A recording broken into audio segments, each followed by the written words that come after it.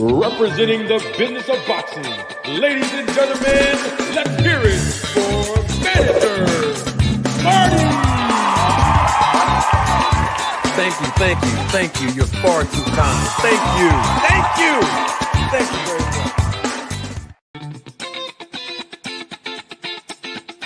much. Representing the business of boxing, ladies and gentlemen, let's hear it for Manager Marty! Thank you. You're far too kind. Thank you very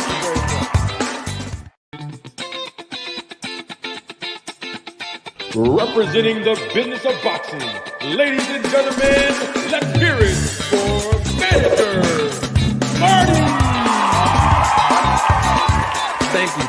Thank you. You're far too kind. Thank you very much. Ladies and gentlemen, members of the jury, members of the Roll the Tape film crew, welcome to another episode, another edition of Roll the Tape podcast with Manager Marty. I'm your host, Manager Marty. We need answers. I apologize for the delay. We're here now, live in living color.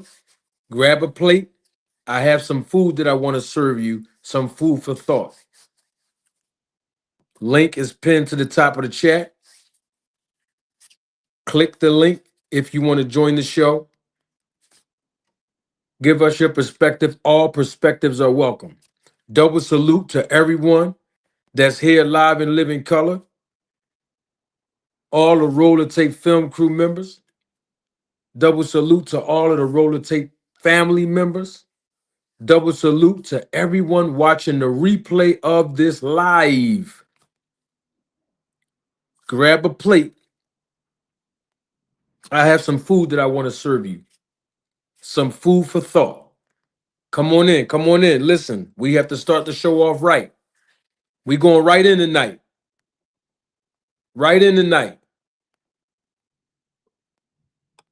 Listen.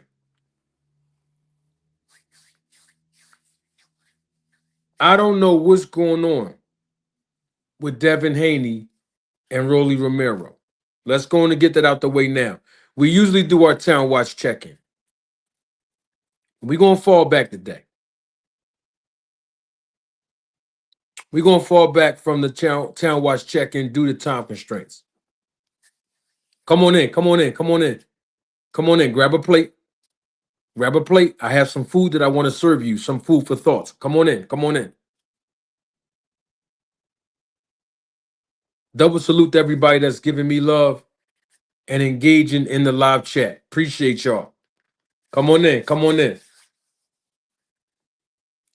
Now listen, you know this live was probably scheduled literally a half hour ago. Was it a half hour ago? No, really 45 minutes ago, 7 o'clock, right? Eastern Standard Time. So I get it. We might not have a large audience. Most people didn't know I was pulling up to do the live. But you here, and I'm glad you here. Come on in, y'all. Come on in. Can I get one like? You know, I don't ask for much. You don't even have to hit the like button hard. You can hit the like button as hard as Shakur Stevenson and Devin Haney put together. It don't make no difference how hard you hit it. Just tap it. If you have not subscribed to the channel, I encourage you to please subscribe to the channel. Turn on the notification button as well. We have some good content coming in. Moving forward, I'm going to be extremely consistent moving forward. And the viewership is increasing exponentially. Thank you, WMS. I see you in the chat. All things, what up, big dog? Gabe Moore, I see you. Yeah, P Flame, what up? I see you. Come on in. Check this out. I don't know what's going on with Devin Haney and Rolly Romero. I don't know what's going on with those guys.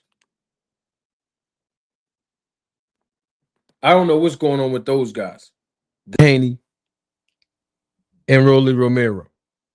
I'm not sure. I need them to hurry up and give us an update. Because when we thought about Devin Haney fighting other people, it didn't take this long, did it? You know, the reason why we thought about Devin Haney fighting other people is because Devin Haney and his dad, Bill Haney, they jumped on platforms talking about how, they want to fight other people. Sort of like how Bill Haney went to Regis Prograve's fight, right? Before Devin fought him. They made it known that they wanted to fight Regis, and the fight got done. So hopefully they hurry up. It shouldn't take this long. I mean, you the B-side anyway.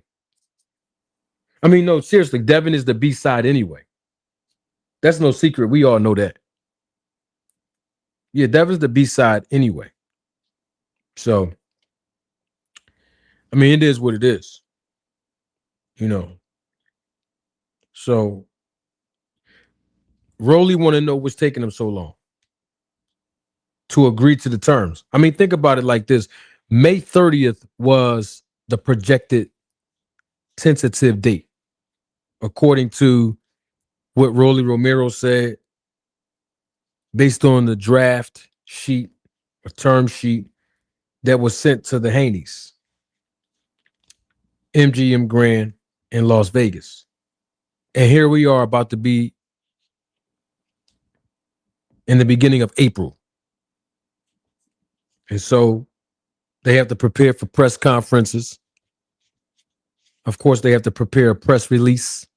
There's so many things that has to happen for us to get the official word that this fight is going to happen. So I don't know what the delay is. We know that Devin Haney is suspended. We already covered that. Shout out to my man Lucky.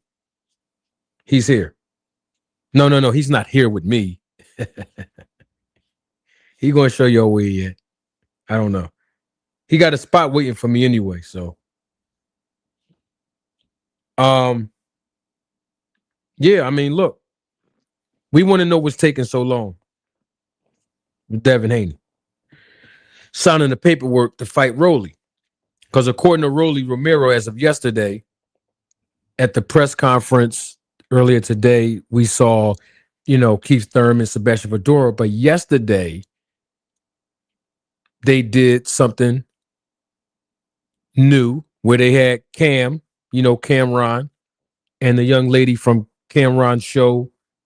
What is the name of the show? It Is What It Is. I don't know the young lady's name, but her. And they were asking Sebastian Fundora some questions. They were asking Keith Thurman some questions. The gentleman Sean Zattel was up there as well. So yeah, that was pretty cool. And Rolly was up there as well. And of course, Cameron asked Rolly Romero about Devin Haney. So we heard that. We don't know what's going on. Oh, thank you. WMS in the live chat. Appreciate it. Her name is Treasure Wilson. Treasure Wilson. So, yeah, we waiting to see what's going on with these guys, man. Because at this point in the game, it's time for more fights. And it's also time for more competitive fights. So the first part is happening. The more fights. The more fights is happening. I mean, we have fights this month. We have fights next month in April. We have fights in May. Boots, Jaron Ennis, is scheduled to come back in June, according to Eddie Hearn. So we have some fights coming up in the next few months. Now we got to work on the competitive fights. And in that, let me show my face because I want everybody to see how serious this situation is when we talk about competitive fights. I want everybody to understand how important this is when we talk about competitive fights. Now, shout out to Keyshawn Davis. I appreciate what Keyshawn Davis is doing. You know, he's jumping on different platforms. You know, he's making mention of certain names, like other professional boxers that he's willing to get in the ring with. He's willing to fight. And he's calling them out by name. I like that. I think that's decent. But I have a problem with what Keyshawn Davis is doing. I like what he's doing. I think it's good for business what he's doing. It's good for his brand what he's doing. But from a reality standpoint, I have a problem with that. I'm going to tell you why. Keyshawn Davis knows good and well that all of those names that he just dropped on his world tour, and when he's seeing certain people like Abdullah Mason, like when he saw Richardson Hitchens, like he mentioned Ryan Garcia's name. He saw Ryan Garcia recently. I saw a reel. I don't know if they was in the club or whatever. He mentioned Debo Dev as a potential opponent. All these names are good names for him. But the reality of it is that Keyshawn Davis knows in his heart, in his mind, and even in his contract with Top Rank that none of those people are his next opponents. Now, somebody might say, well, come on, Manager Marty, how do you know that?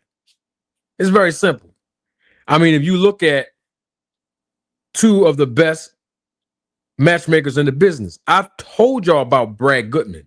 Most of you heard Devin Haney speak on Brad Goodman's name in the buildup of the fight between him and Brian Norman Jr. Y'all remember that? He said at the face-off that Brad Goodman is the best matchmaker in boxing. And we know that Brad Goodman is employed and have been employed for decades with Top Rank, right? If you look at what Bruce is doing over at Top Rank, when you look at what Brad is doing over there at Top Rank, when you look at what Todd is doing over there at Top Rank, Todd DeBuff, the stepson of his stepdad, Bob Arum, right? Vice president of of Top Rank, right? Vice president of Top Rank, right? Todd. You see what Bruce is doing. You see what Brad is doing. You see what Todd is doing. You see the business model. We've seen it with Shakur Stevenson. You see the business model. You've seen it with Terrence Crawford. You see the business model. You're seeing it right now with Keyshawn Davis. We know the business model. I already broke down the business model for all of you. So you know the business model. We know that what they do over there at Top Rank, they like to insulate their fighters up to a certain point, right? In other words is, hey, let's make sure that we put our fighters in the best position to maximize their earning potential, but also take the least risk as long as possible. If you look at Shakur Stevenson's resume, it's identical to Terrence Crawford's resume. If you look at their two resumes, you'll see that it's identical to Keyshawn Davis's resume. I mean, it's right in front of your face. Now, this is not a knock on Top Rank. In fact, I'm actually giving them praise and kudos for it. So in that, Keyshawn, stop pump faking. Because these fights with these guys that you're calling out, you know they're not going to happen. I mean, we know that. It's no secret. I mean, we know that it's not going to happen. I get it, though, but we know it's not going to happen. We know that Ryan Garcia is at 147. Devin Haney is at 147, right? I mean, it's good to see Keyshawn moving up at 140. But they're not going to put him in there with tough competition yet, like right now in his career. That's not good business. Just like with Richardson Hitchens, it's not good business. Just like with Abdullah Mason. Why would Top Rank put Abdullah Mason in the ring with Keyshawn Davis right now? That makes absolutely no good business sense. But you saw Keyshawn Davis talking to Abdullah Mason like he pulled up on him, right? And that's what I'm talking about. Top Rank does a tremendous job building their fighters and taking the great time to do so. It's their business model, and it has worked for decades and decades and decades. Don't forget Floyd Mayweather and Oscar De La Hoya was over there at Top Rank. But you see what happened when they left. Their level of competition increased. Miguel Cotto was over there with Top Rank. And you see when Miguel Cotto left Top Rank, his opposition and their level of experience and skills and talent increased. Hey, look, the great Manny Pacquiao, he was also over there at Top Rank. You know, when he made his run, you know that run I'm talking about, don't you? Where his performance in those fights were enhanced. That run. Yeah. Look at the level of competition he was fighting. Take nothing away from him. He did the job and got it done and did the job well. But when he left, you saw his level of opposition increased. That's just what that is. Moving right along. I want to share something with everybody about the business of boxing, because that's what we do over here. Yeah, I talk about current events. I talk about what's happening in boxing. I talk about, the fighters' brands and how they can mature their earning potential. I talk about that.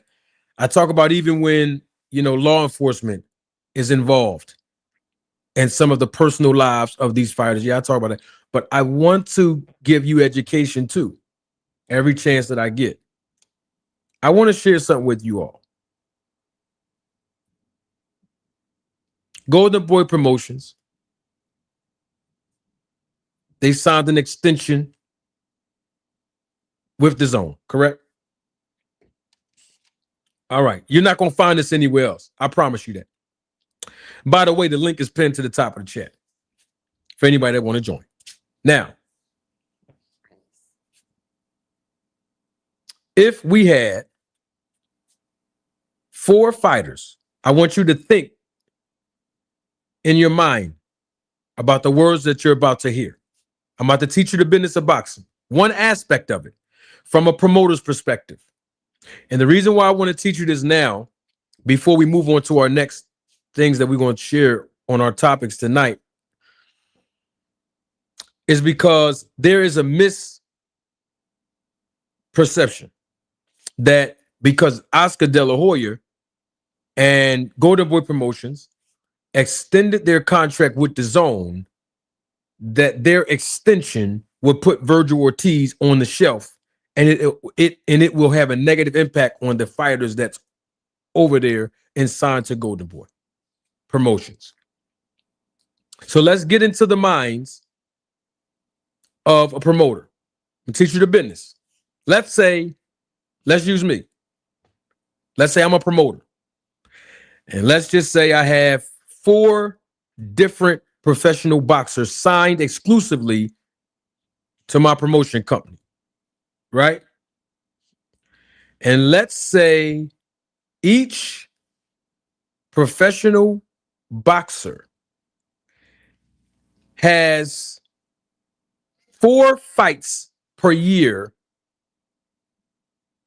as the contractual obligation that me, the promoter, my promotion company have to make sure that they fight those 4 fights per year.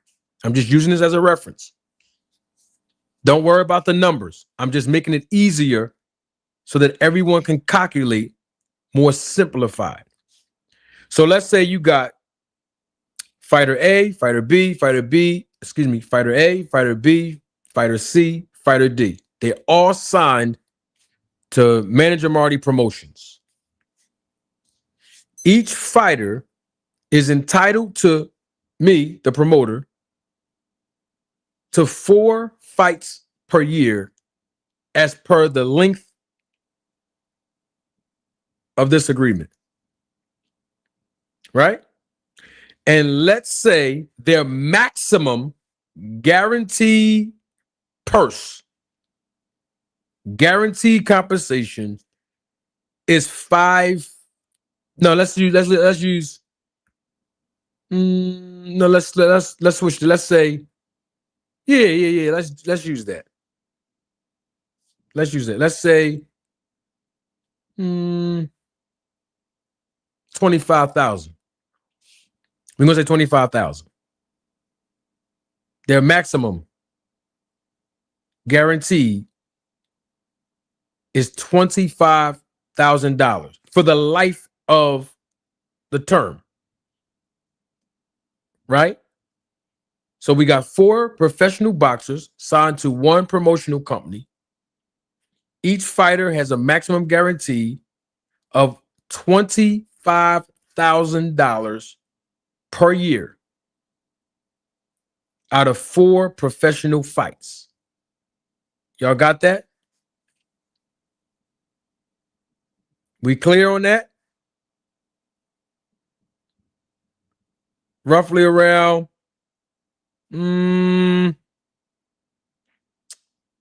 let's say $6,200 a fight and some change. Bottom line is it's $25,000 per year that they're going to earn in compensation when they render their services fighting 4 times in 1 year. It's 4 different fighters. So we got $25,000 per year for 4 fights completed for fighter A, for fighter B, for fighter C, for fighter D. That's a grand total of $100,000 that Manager Marty Promotions will have to pay in purses. Y'all got that? Okay. I have the smartest audience on YouTube, by the way. Smartest audience. So that's $100,000 for that year. The life of the term. I could say 3 years, but we're just going to stick to 1 year because I want to give you all the business concept of how it works. Now, all 4 fighters are locked into this contract. They're locked in. It don't make a difference who the opponent is. The maximum guarantee for fighter A, fighter B, fighter C, and fighter D is $25,000 for that particular year. Don't make a difference of who the opponent is. That has nothing to do with the fighter. They're going to be compensated the maximum amount because we're locked into an agreement. We're under contract. Y'all got that? Okay. Now, Manager Marty Promotions will go to, let's say, the zone and say, hey, listen, yes, we have operating expenses. We have miscellaneous expenses. We have other expenses. And we also have purse expenses. I have 4 fighters signed under contract to me, to my promotion company, and each 4 fighters have 4 opponents apiece per year through the life of this contract. So if you do the math, it's very simple. We're talking 4 fights for fighter A, 4 fights for fighter B, 4 fights for fighter C, 4 fights for.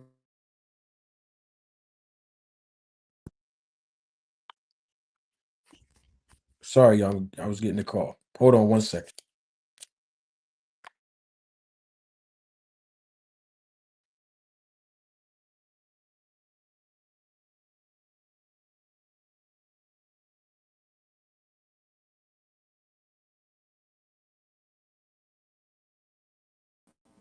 Okay, I'm back. I apologize. Somebody was calling, even though it was on Do Not Disturb.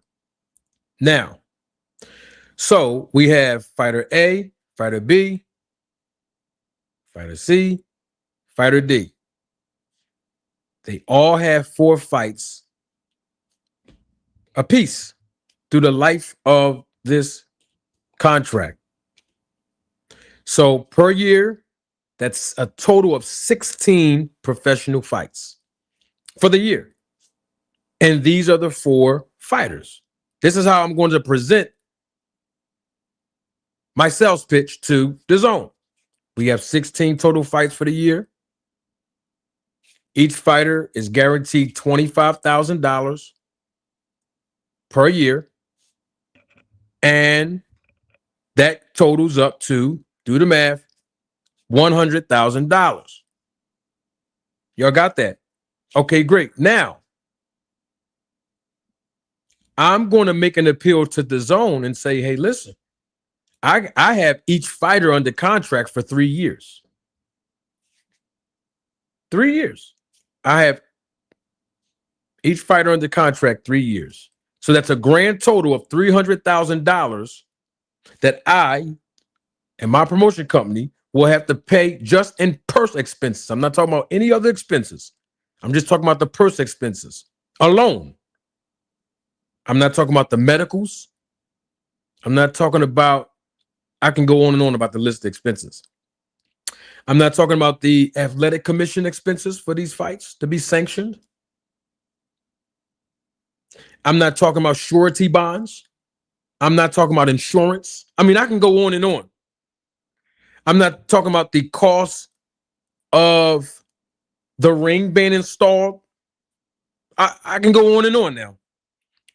But the zone, $300,000, I would have to kick out. I would have to kick out 300 grand. 300 grand for the life of the term of 3 years for all 4 of these fighters. Now, remember, it's 16 fights per year.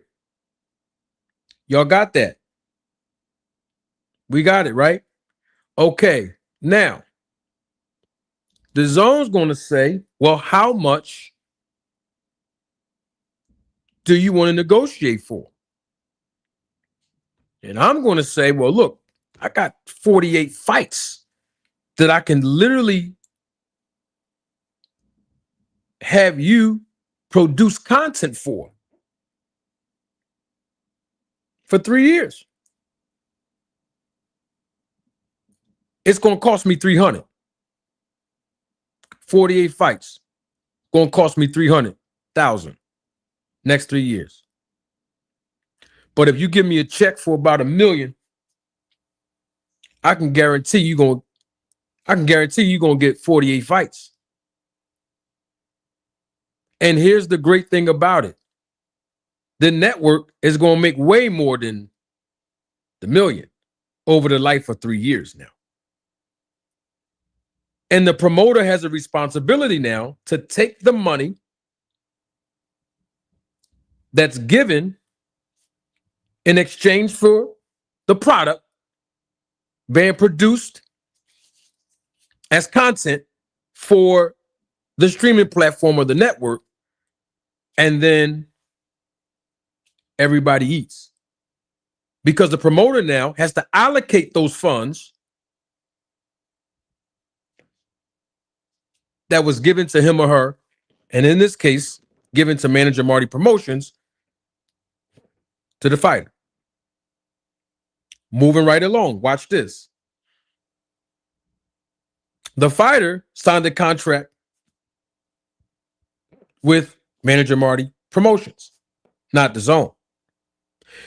In the language of the contract that the fighter signed to manager Marty Promotions, or with manager Marty Promotions, there's some small words in there that states that they don't have control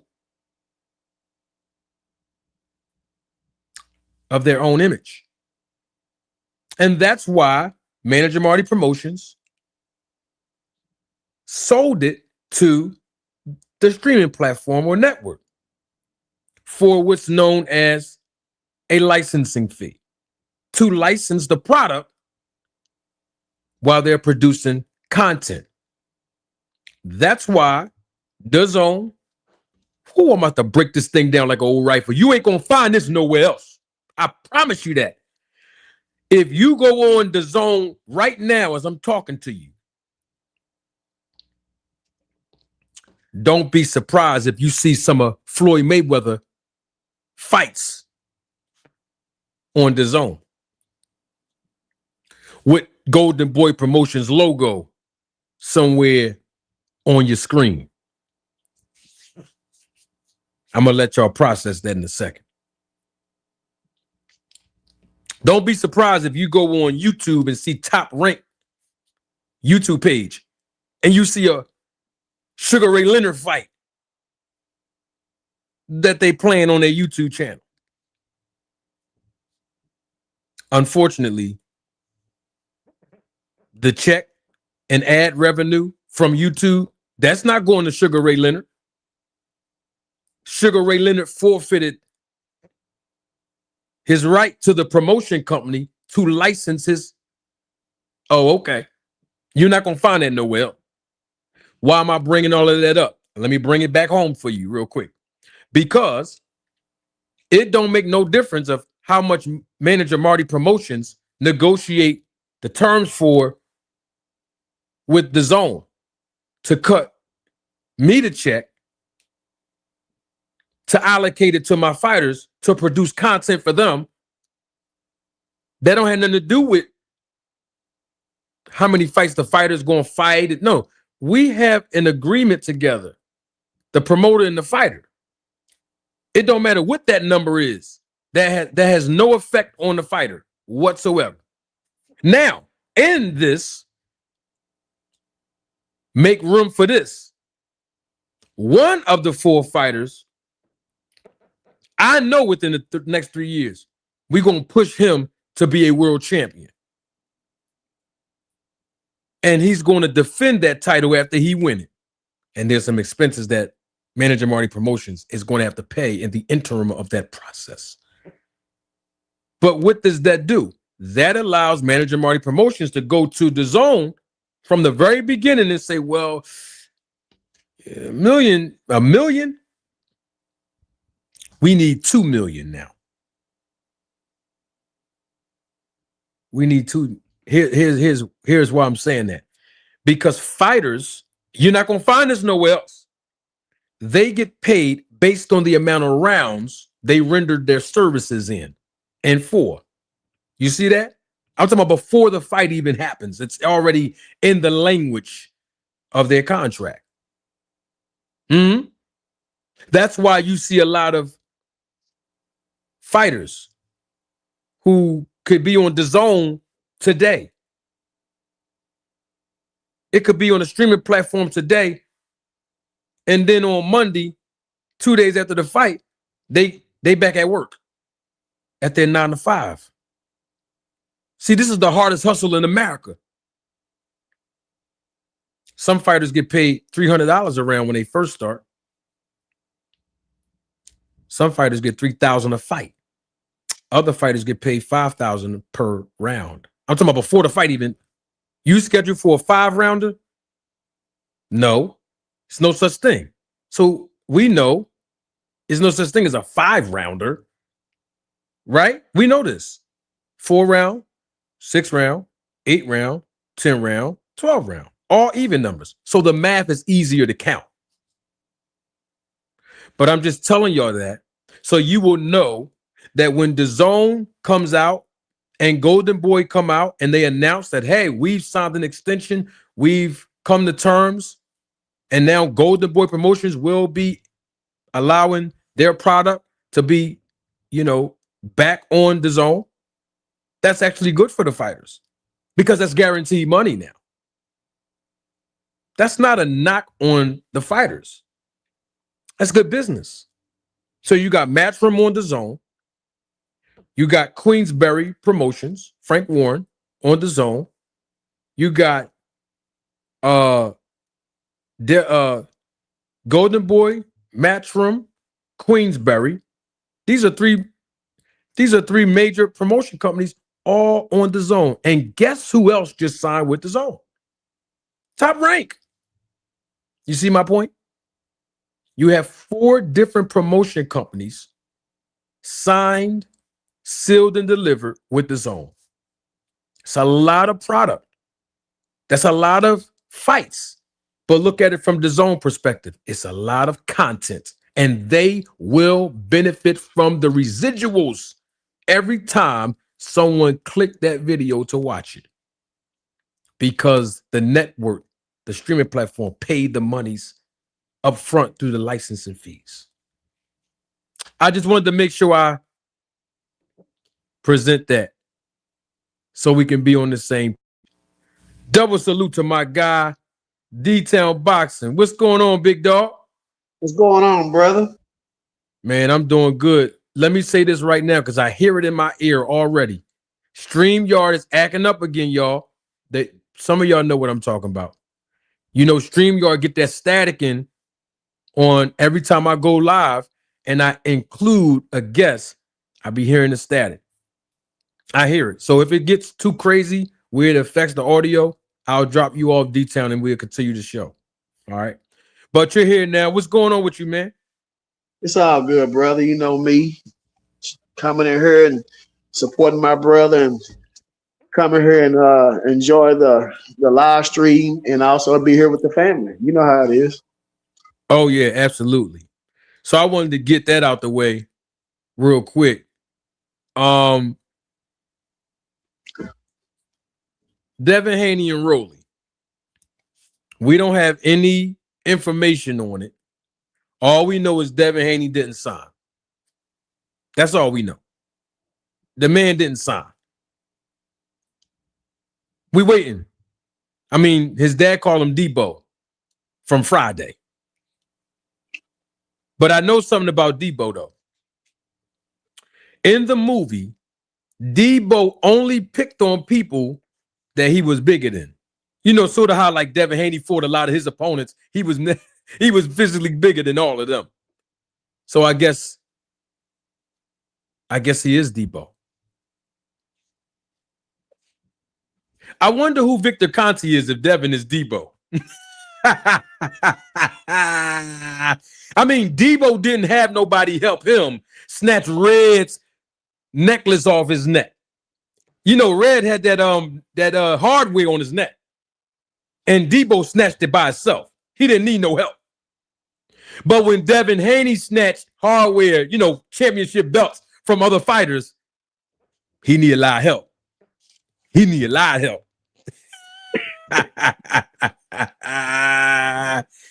He might snatch Rolly's hardware off of him too, if he's on that snack. I can guarantee you, I can see that. But anything can happen in boxing. And I don't even want to talk about that fight. It's not even official yet. We don't even know if they're going to fight. We don't even know. So moving right along, I'm going to save the whole TKO Ali Revival Act. That's what it's called. It has been passed through the Senate. Obviously, it won enough votes through the House of Representatives, and it might be enacted in law as an official bill here in the United States of America. I'm going to break down the little bit of information, the limited information that we actually know, because, you know, Dana White and Turkey, they have been tight-lipped through this whole ordeal, not explaining and outlining exactly what they're asking for. But the limited information that we know, I want us to break it down as an audience, as a Roller Tape family. We got some visitors here. We have some people watching the replay of this live. And I want to give my perspective on it as far as the business of boxing and how it will or it will not negatively or adversely affect the professional fighters. And so before we get there, though, Keith Thurman, Sebastian Fundora. Let's break this thing down, D-Town. and anybody else that want to join, the link is pinned to the top of the chat. We won't be with you too long, I promise you that. But we're here now. Keith Thurman, Sebastian Fundora. Both guys have strengths. Both guys have weaknesses. I'm going to let you start it off. Detail. What do you see from each guy? Let's start with Keith Thurman first. Keith Thurman is 37 years old. He'll be 38 in November of this year. As I mentioned the other day, we know this. He fought 2 times in the past 5 years. And his last fight, which was last year, he only basically had 3 rounds of live action. He did win in TKO fashion, but he was fighting a naturally smaller guy. I'm not saying that to discredit him. I'm just saying these are the facts when it comes to Keith Thurman. Keith Thurman had multiple surgeries over the past few years, which I believe that hindered him from getting back into the ring and performing. Keith Thurman, even up until today at the press conference and interviews before and after today, he has made a resounding command and prediction that he's going to knock Sebastian Fondora out with all of these things. Let's go with Keith Thurman first, then we'll break down Fondora, and then we'll put them together. What's your take on Keith Thurman right now? And the Keith Thurman that we known as one time. Can he make this thing happen and come out with a win, whether it's a knockout or not? Can he pull it off? I mean, what's your take and your observation of Keith Thurman, man? I think anything can happen in the sport of boxing. So you can't count nobody out. Keith Thurman has skills. He a little bit older, you know what I'm saying? He's not as fast. But Keith Thurman, he been in the sport of boxing for a while. He got some tricks up his sleeves. You know, he ain't just on the sideline. He really believes in himself. And when a person believes in themselves, you know, they gonna come to the table and they're gonna give it their all. Win, lose, or draw. But Keith Thurman, you know, he's not as fast as he used to be. He's not as swift as he used to be, but he can still move. His experience in the ring is, I believe, is going to help him in this fight. That's one of his main keys, his experience. You know, he's trying to get in shape. He's a little older. You know how it is when you get older. You can't lose that weight as fast. You know, you don't think as fast. You're a little bit slow. You know, so when we're younger, we're a lot faster, a lot energized. But when we get older, we use wisdom and knowledge to make up for the things that we lacking. So I believe that Keith Thurman, he's watching the tapes. You know, he's seen when Sebastian got knocked out, you know, by a smaller guy. He believes that he still has the power. We know power is one of the last things that leave you. Strength, you know, so we seen that with Muhammad Ali and other older fighters that still had that strength and power. Keith Thurman believed that he's going to be able to slip his punches and come on the inside and maybe catch him on the chin and get him out of there. So Keith Thurman, he still has the necessary tools. They might be not as sharp, but he believed that he can get the job done with his wisdom and understanding and the things that he see that Sebastian, you know, might be lacking on. He might see holes in Sebastian game. He might feel that if he don't throw so many punches, but be like Floyd Money Mayweather, some of these older fighters, they don't throw a lot of punches, but they make sure when they throw them, they land. They make sure that they chop you down. So I believe that Keith Thurman, he's going to try to distance himself in the ring. He's going to try to, you know, be pinpoint on his shots. He's going to try to use his head movement, his wisdom and knowledge, and he's going to try to get him out of there. I mean, that's what I see. He know that in his mind, it's going to go 12 rounds. No matter if he say he's going to knock him out. But through that fight, could Sebastian get knocked out? Yes, he can. Can Keith Thurman hit Sebastian with something that he don't see? Yes, he can. Keith Thurman, whole mindset, I need to get in close where I can break this man down like a double-barrel shotgun. So that's what I see with Keith Thurman. Yeah, I would have to agree with you. Let me say this about Keith Thurman, and this is my personal assessment. Keith Thurman, in my opinion, is undefeated. Now I know that's going to send shockwaves to some people. And I say that because Keith Thurman told the media, he told his handlers, and he told his fans that when it was time for him to fight Manny Pacquiao, leading up to that fight, I heard Keith Thurman myself with my own ears. And y'all know how big my ears is. So you know I heard him. Keith Thurman said, we don't need no VADA testing for the fight between him and Manny Pacquiao. He said, I don't care about that. I'm confident. He declined random style blood and urine testing for the Manny Pacquiao fight. And I believe, this is just me, that Manny Pacquiao's performance was definitely enhanced in that fight against Keith Thurman. That's what I believe.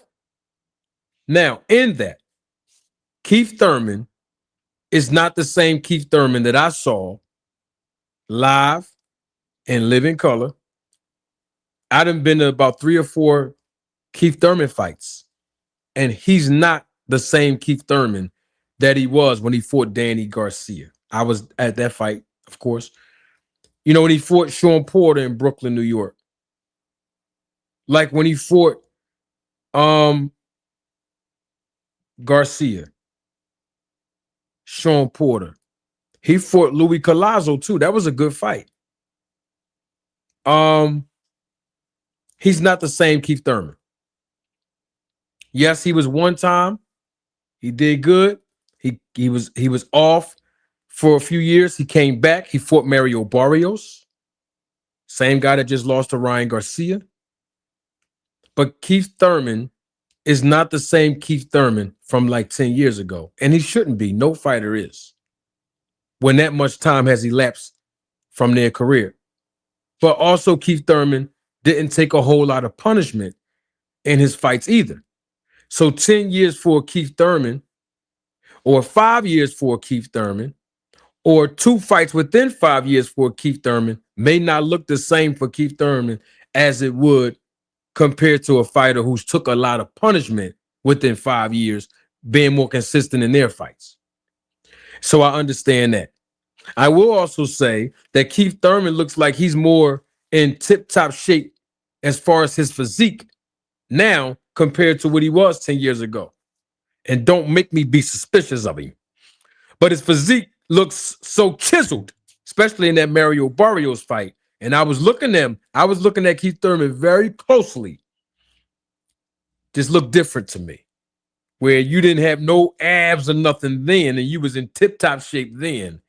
And then you leave, come back, and you look like Lex Luger. Even in his last fight. And I'm glad that he's able to work out. I'm not accusing him of anything. I'm just saying it's noticeable. It's obviously noticeable to me, his physique. But in that, Keith Thurman talked about practicing the overhand right, as he called it, chopping the tree down. That philosophy that Keith Thurman is adopting to approach this fight, in my opinion, is not the right philosophy. Because yes, Sebastian Fondora is a tree, but you can't chop a tree down from the top. I've never seen anyone in life grab a ladder, unfold the ladder, stand on the ladder while they're chopping a tree down from the top. I've never seen that. Most people I see chopping at a tree, it's usually in the middle, below, as low as they can get. If the base is here, they're right there, as low as they can get. That's how Keith Thurman need to approach this fight, to chop down that tree.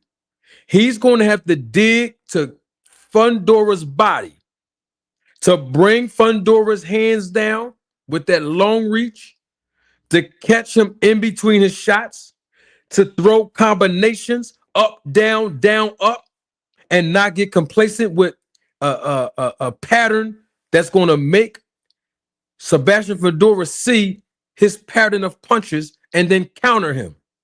He's going to have to chop that tree from the base, and the base is at the body. That's how he's going to chop this tree down and be successful. But if he go in there thinking that he can just catch Fundora, just throwing overhand rights, overhand rights, overhand rights, going to burn himself out, that's not the right approach. Throwing power punches, you know, Keith Thurman let his hands go. He'll throw bombs at you. That's what I like about Keith Thurman, the old Keith Thurman that we know. This is not the fight that Keith needs to worry about going in looking for the knockout. He's got to break this tree all the way down to his lowest common denominator. All that head hunting against a guy who's 6'6", you ain't gonna find him. A guy who has an 80-inch reach, you ain't gonna find him. And if you try to get close to him on the inside, that's his best game, which we're gonna talk about in a minute with Fondora. Keith Thurman needs to move his head when he's in the pocket. He's gonna have to move his head, slip those punches, and dig to the body. And then, as the rounds progress, as time progress, then go for the overhand rights. But attack that body, even with a jab. We see Floyd Mayweather, a lot of his fights, if you go back and watch Floyd did a lot of attacking of the body early on. He get to go in that jab and stab you right in the middle of your stomach. And guess what? Before you know it, he's hitting you upstairs.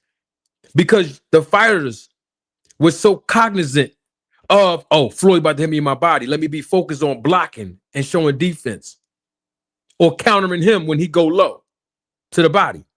And then next thing you know, Floyd start picking these fighters apart. Head, body, body, head. That's how Thurman has to approach this fight with that tall tree. He's got to chop him down at the base. Now, in that, will Keith Thurman pack the same power that he packed before? I don't know. Once again, like we talked about, you mentioned the detail. Power is the last thing that go on a fighter. The first thing is the fighter's legs. I told y'all that 3 years ago. The second thing is right here, the chin, punch resistance. And then, of course, the third thing is the power. So if the power is not there for Keith Thurman, he's not going to be able to keep this guy off of him. Because one thing about Fondora, we'll talk about him in a minute, he has a relentless attack and he don't stop coming. So Keith Thurman's power, if he's depending on his power, he has to make sure when he throws that punch or those punches that it count for something. Because at 37 years old, going on 38, you could run out of gas more quicker when you start throwing a lot of power punches and tire yourself out. Now, Fondora, he's 6'6" with an 80-inch reach. You would think that he liked to engage on the outside in all his fights and just jab, jab, jab your head off, jab, jab. No. He's a mid-range fighter. And then once he see he got you, now he going to sneak up on you. Now he catch you on the inside, devastating uppercuts. I mean, this guy is hard to train for because Keith Thurman has never been known for being an inside aggressor. He's been known as a guy who slick, throw a little combinations, get out of there and retreat, use lateral movement. Once he got you figured out, he start pressing the attack, walking you down, letting his hands go. We've never seen Keith Thurman be successful in the phone booth because he's never had to do it. In this fight, he's going to have to lock himself in that phone booth after he go inside of there because Fondora's going to try to catch him mid-range, go on the inside, and unfortunately, as a disadvantage for himself, he's going to hinder his own reach. But he makes up for it with his strengths on the inside. What's your take on Sebastian Fondora, man? Man, look, when I see Sebastian Fundora, he remind me of a praying mantis. You know what I'm saying? Them bad boy, they can fold up like this and they can strike, and he also remind me of was that David Benavidez, how he throw a lot of punches and things like that, and he keep coming. But I mean, he's like Lurch. He's like tall, but he want to fight. Just like you said. You would think that a fighter being that tall with a long reach, they would be on the outside. But that man, you blink your eyes, that dude will be all the way up in your face, just like that. And he know how to fold himself up and know how to come in and swing. I mean, and Keith Thurman, on the inside fighting Sebastian, I think it would be better for him. But Fondora know how to fight on the inside. I mean, he know how to grab you, rough you up, and by him being so tall, if Keith Thurman try to clinch up on him, I mean, you clinch it up on somebody way up here. I mean, you can just get pushed back. You ain't got no, your legs is gone. You too high. You ain't set down to be able to move somebody around. You more up like this, and it's easy to move somebody around. So Sebastian Fondora, he man, it's just crazy to see somebody at that weight class being that tall and he don't mind fighting. He's not running. He's coming to the fight. He can throw a lot of punches. He can last 12 rounds. And I know that Keith Thurman don't throw a lot of punches. So, I mean, I don't see Fundora getting tired. If he does, it's because he's chasing Keith Thurman. But that man, I mean, where's Keith Thurman going to go? On the outside? He can get you from the outside. Fundora, he can get you from the outside. Inside, he can fight you on the inside. You want to throw punches? I believe in this fight that Sebastian will throw more punches than Keith Thurman, because he's younger. He's more vibrant. He don't mind punching. You know what I mean? Like, man, it's going to be crazy. It's going to be crazy. I mean, man, I can't wait. Yeah, I mean, I can't wait either. I think it is going to be a good fight overall.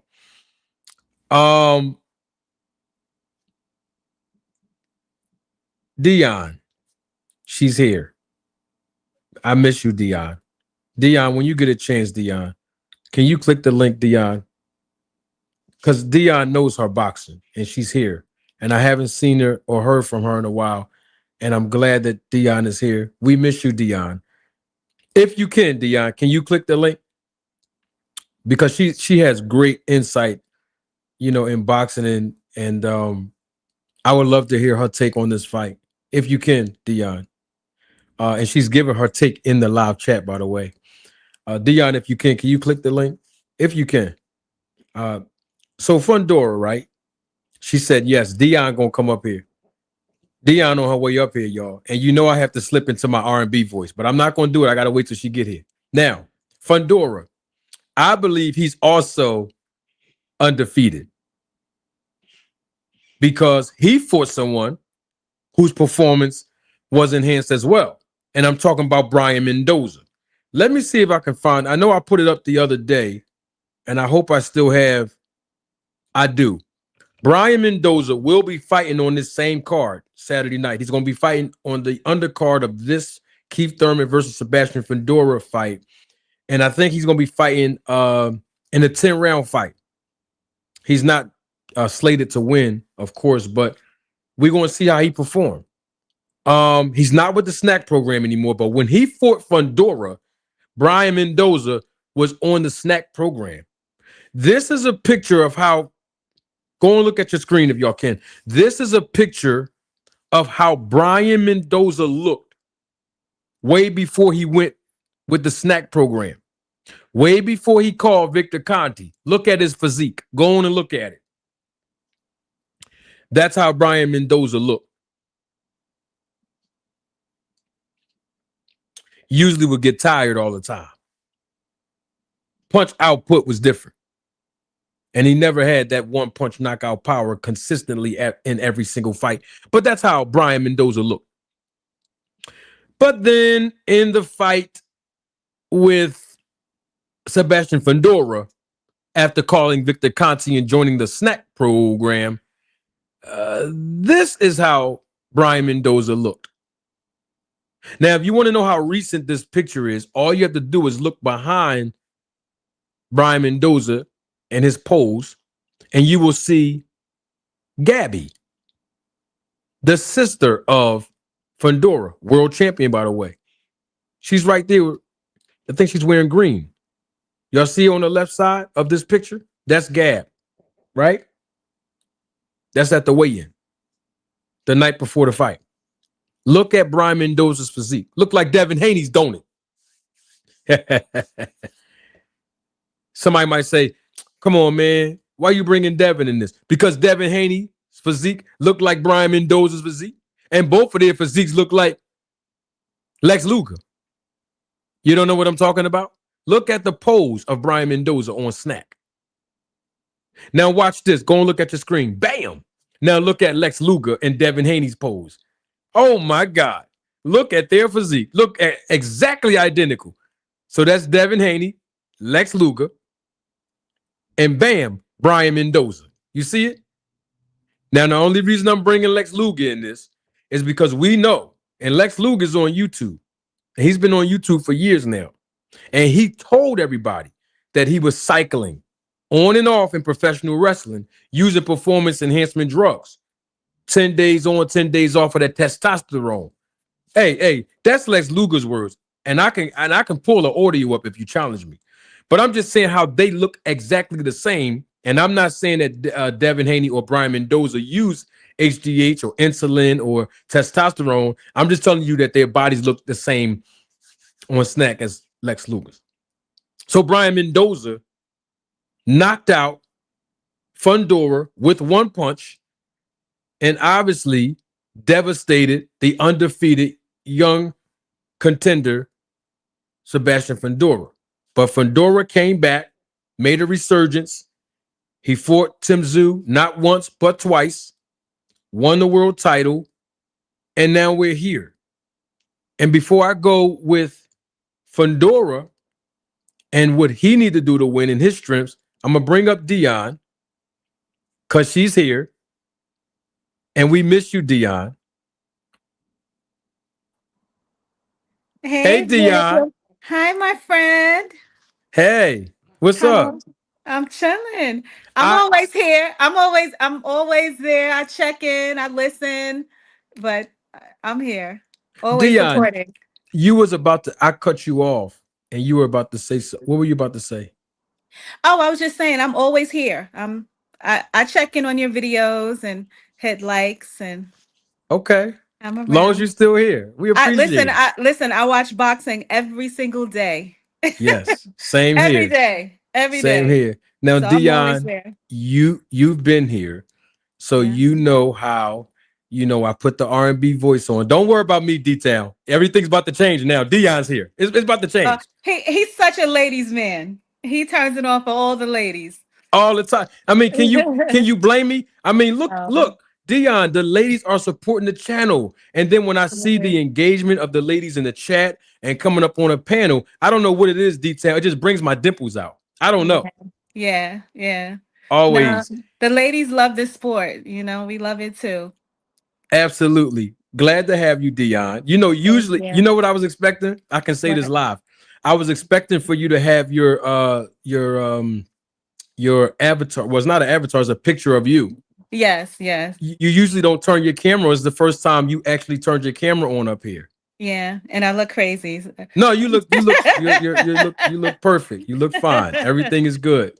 Yeah. So in the house, I had to pull my oh. No, you good. Everything's good. Listen, Dion, I was trying to email you. I have to say this because I don't know when you'll come back up. I was trying to remember the last time you came up. This was about I want to say maybe November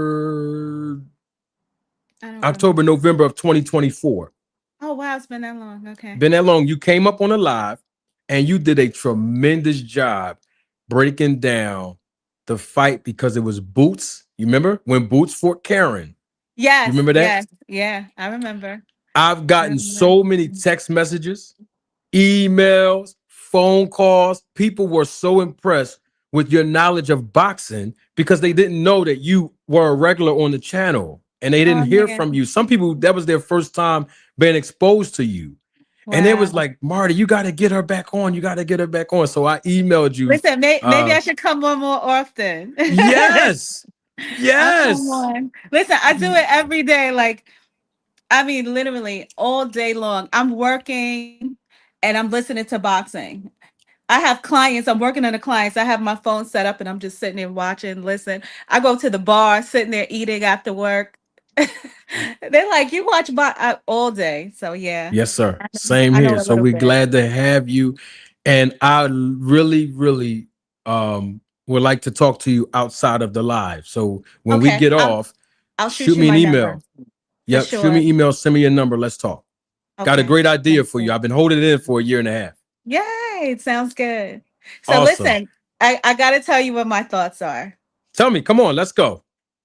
Well, first thing is that I absolutely love both of them. I do. I'm a fan of both Keith Thurman and Fundora. It's so funny, D Town. You named him, you said he was like a Fundora is like a praying mantis. I called him like a grasshopper. You know how the arms, from the very first time I saw him in his very early fights, and I could not believe how someone with that type of reach, most people at that size are so awkward, but he's able to fight on the inside, short shots that's impactful. It's like, damn, he is nasty and he has gotten better. His sister, I kid you not, his sister may be better. I kid you. The sister, oh my God, Gabrielle Fondora. When I say, I'm like, I would not want to fight her. I don't think anyone, I think if she went up in weight, she'd beat the brakes off of any woman in boxing right now. She is the toughest. She may be even tougher than him. I mean, she's mean. But anyway, back to Fundora. I really, really support him and like him, but morally, I am just for Keith Thurman. I don't think he's had the opportunities that he deserves. He's like that last leg with, Errol Spence and Terrence Crawford. So he never had the activity that they've had. Not that they've been the most active. So that speaks a lot for the fact that he, you know, has pretty much not done much. Um, I think due to his own personal mistakes, I think he made some poor decisions that put him on the outside. He said himself that he turned down COVID fights and then he got the loss, and then, sometimes the choices we make can change the trajectory of our lives. So I think he's had a tough path. And I would love to see him win because he was so great in his day. You know, he was so amazing. He only has the one L. He was a tough opponent. Um, in his last two fights, I actually watched film on his last two fights because I'm like, let me go back and watch him to see what he could possibly do in this fight against someone as difficult as Fundora. And the first thing I realized, his legs were not the same. And he needs his legs. He needs his legs to fight Fondora. He has to hit him with angles. He has to go in and out. And older people usually lose the legs first. He'll retain his power, but he has to move, And like you said, D Town, how do you really you go inside, he can fight you inside. You go outside, you can go all the way outside and you can't get to him. You need to be inside to reach him. Like, what do you do with this guy? The only thing you can really do with him is to really go inside and fight him. But then look what that turns into. Look at when he fought Tim Zoo. That was crazy. Or whenever they went inside, he's just like, oh, it's I feel almost bad for my boy because I love Keith Thurman. I just like him. His personality is infectious. He talks a little too much. I think he would be a better motivational speaker at this point, probably. Um, but I like him. I love Keith. I love him, but I think I don't think he will win. I want him to, just for his the last leg of his career. You know, it would be beautiful for him, and then he probably should retire. You know, but he probably needs money. You know, Oh, that's no question about that. I he's can lost assure you that's one of the main reasons why he's in millions, this fight. millions lost, Yeah. millions. He's lost so much, but yeah, that's my take on it. I think Okay. I mean, he does have some attributes, and I mean, he does have some knowledge that Fondora doesn't have, but everything is to the benefit of Fondora. He has youth, Yeah. he Yep. has the height, Yep. reach, he got the Everything. bang, he has everything. Like, how do you,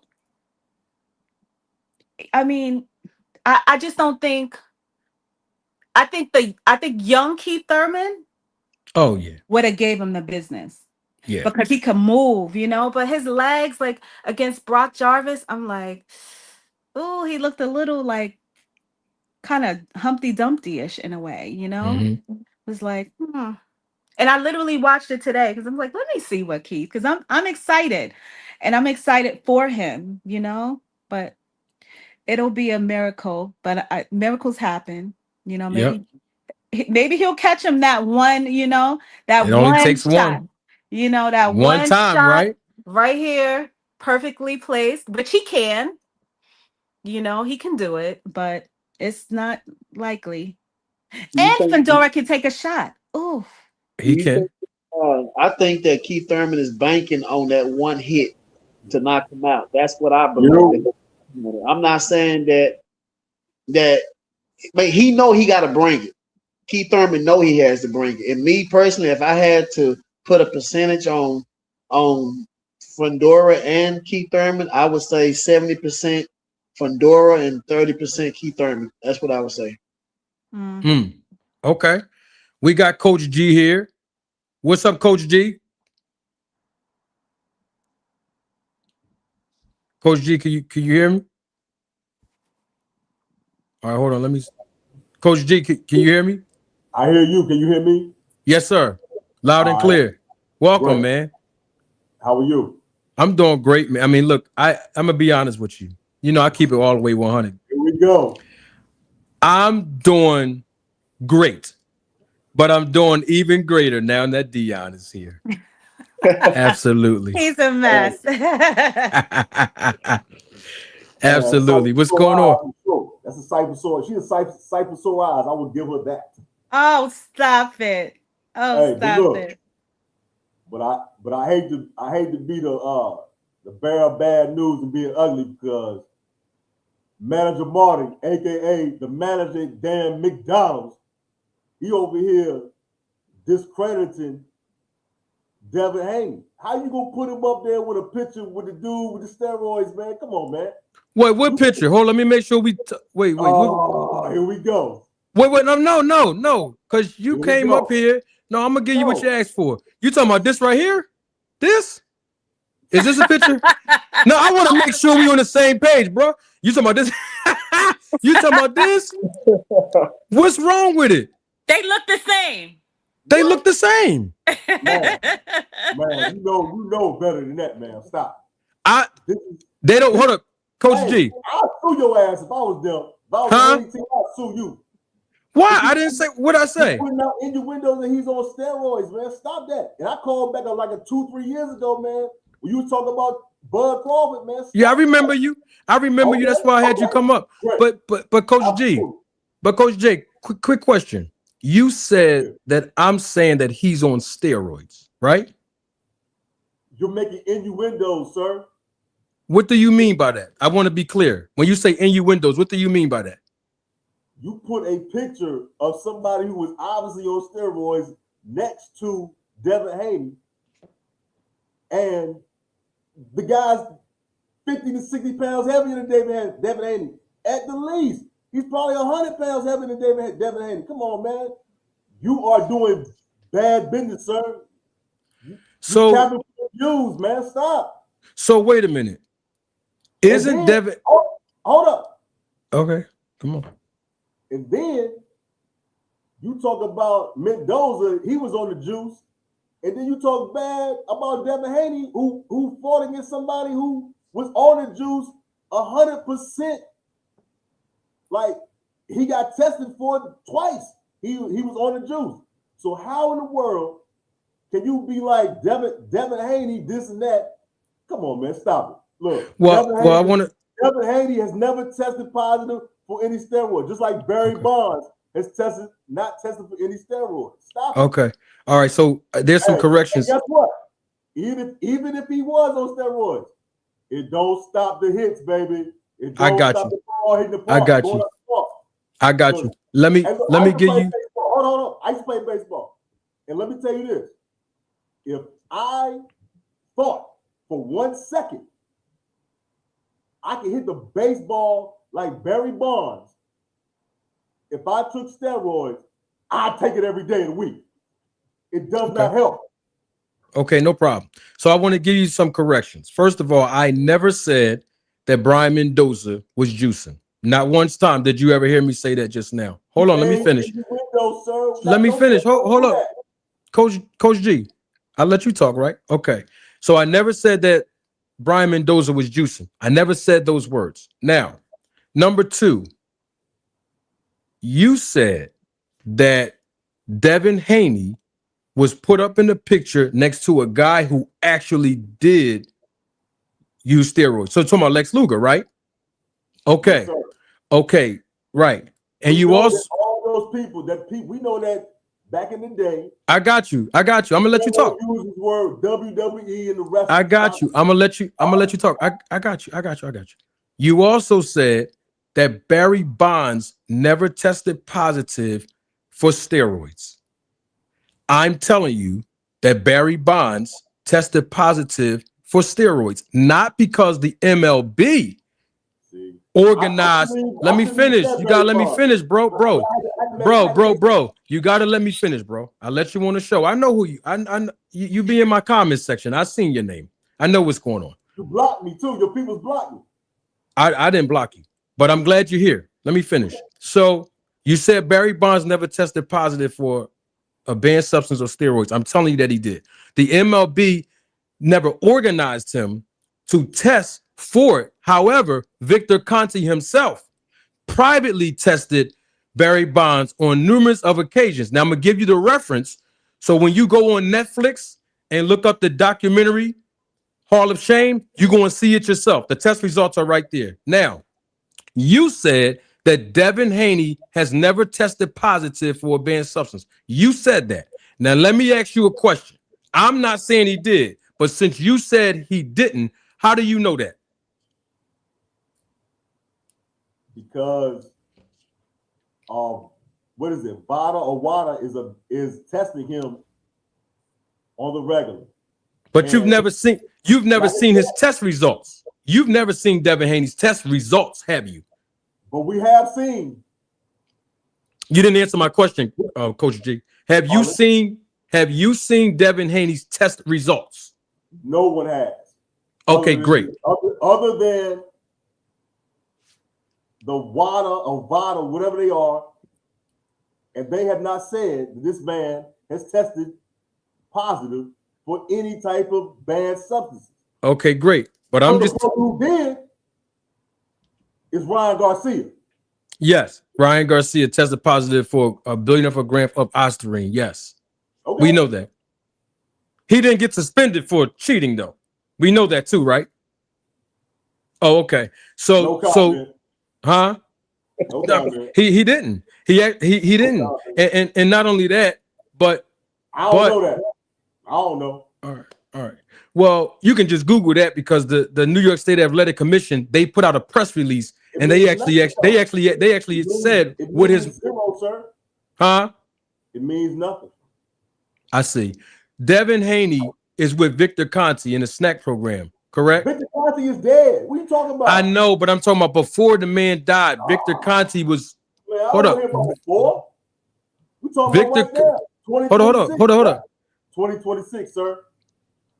Devin just fought in November of 2025. he fought Brian Norman Jr. He was on Snack then. You know that, right? Okay, so now we know that because you won't answer it. The answer is yes. He was on Snack then. You So said what I'm yes. asking you, You said huh? that it was yes. You said that's your opinion, sir. Devin, no, it's a fact. Devin Haney was with Snack when he fought Brian Norman Jr. How do you know that? He was wearing the logo on his trunks like he always does. You didn't know that? Like I said, if he was wearing a logo on his trunks, maybe, but it's not 100% facts. That he was. I can wear the logo, and I'm not being on the stuff. I got you. So apparently you didn't. I'm just taking a check, maybe. I got you. I know everybody used that excuse, but Coach G, you didn't see. No. It's been proven. Barry You Bonds did the same thing. Coach G, that's not true. You Barry didn't see Bonds that. did. No, he was with the Snack program, Barry Bonds. That's why his name was caught up into the investigation. But listen, you didn't see the Netflix documentary. I watched it all, man. I'm asking you directly now. Did you see the Netflix documentary Hall of Shame with Victor Conte? Did you see it? I absolutely did, sir. Okay, great. Did you see the part with, because I got the tape right here and I'll get it and cue it up if you didn't. Did you see the part with I saw a little interview with you and Tim Montgomery? No, you're not letting me finish. I'm not talking about Tim Montgomery. Hear me. I'm talking about from the actual, I got you. From the actual Netflix documentary. Did you see the part where Devin Haney was talking on the Netflix documentary? Did you see that part? The Netflix documentary with Hall of Shame. It had Victor Conte on there. The one with Tim Montgomery and the one as well. Yes. Yes. To be honest with you, I didn't see Devin Haney. To be honest with you, I didn't see it. All right. Let me tell you what Devin Haney said. And I fast forward a lot too. So I know you did. I know you did. I know. I'm going to help you. I'm going to help you. Devin Haney said, Coach G. Don't laugh, Miss Davy. Don't laugh. Coach G. Coach G. Coach G. Coach G. Coach G. Coach G. I'm with you. I'm here. Devin Haney said, when the camera was on him, he was standing across from Victor Conte. I wish you go and watch it.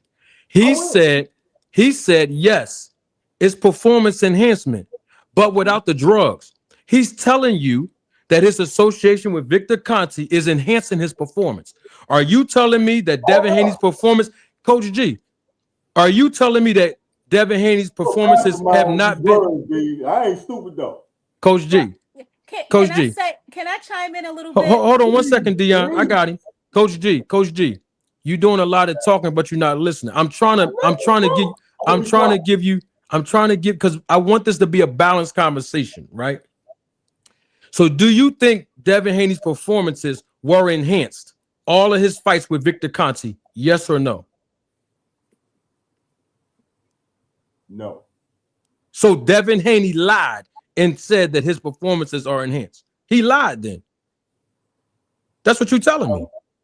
I don't think his performance were enhanced by Victor Conte. Well, what else? Hold up. In the way that you want to portray it. No, I'm going by his words. No, I'm going by his words. His words. But you're trying to use words against him, sir. You're trying to use his words against him. Isn't that what you're doing to me? Isn't that what you're doing to me? No, sir. You using my words against me. But hold up. Let's not take Devin Haney's words. Let's just look on our screen and see what the Snack Instagram says. Look at the last two words at the bottom. It says enhanced performance. I'm gonna read it out. No, just the last two. I'm gonna read it. The whole No. Just the last two, bro. If you want me to read it. No. I want you to read the last two words you see at the bottom. I want to read the whole thing. Just tell me what it says. The last two words on your screen. Do you see it? I see it, sir. What does it say? It says enhanced performance. Okay, so they committing false advertisement and Devin Haney lying on Netflix. Which one is it, bro? You tell me. Two things can be right at the same time. So which one is it? Is his performance being enhanced or is not? Like I said, two things can be right at the same time. Okay, so since you said that it don't work, I'm glad you said that. You said it don't work. his association with Snack never helped him. Then let me ask you this question. What did he call him? I didn't say anything of that. I said that he's not on these PED performance. And no problem. Fine, like we got you. Like you are, sir. Like I got you. So G. With this little thing, with yeah, I know. Man. What did he call him for? You sound like you know everything else. What did he call Victor Conte for then? You tell me what he called him for. If it's not to enhance his performance, what did he call that man for? All right, I'm gonna tell you what I would call Victor Conte for. No, I'm talking about Devin. We talking about Devin, not you. Him. What did you think he called him for? A competitive edge, sir. Like what? Give us an example, could you? Knowledge. Of what? Victor Conte never boxed before a day in his life. What kind of knowledge are we talking about? The human anatomy. He has a great understanding of the human anatomy. Whether or not he did bad things in the past, he has a laundry list of accolades as far as being in the human anatomy and knowing what makes the body tick to get the best performance out your body. That's it. Where he get that from? He went to school or something? He's certified? I see where you're going. No, I'm just asking you a question. Is he certified? Is he certified? But we all know the story, though. We all know what happened. So what are you talking about then? That's why I'm confused that we all know what happened. What you talking about? I'm saying now he's not involved in that because he did do time, jail, came out. He changed? And rehabilitated himself. How do you know that?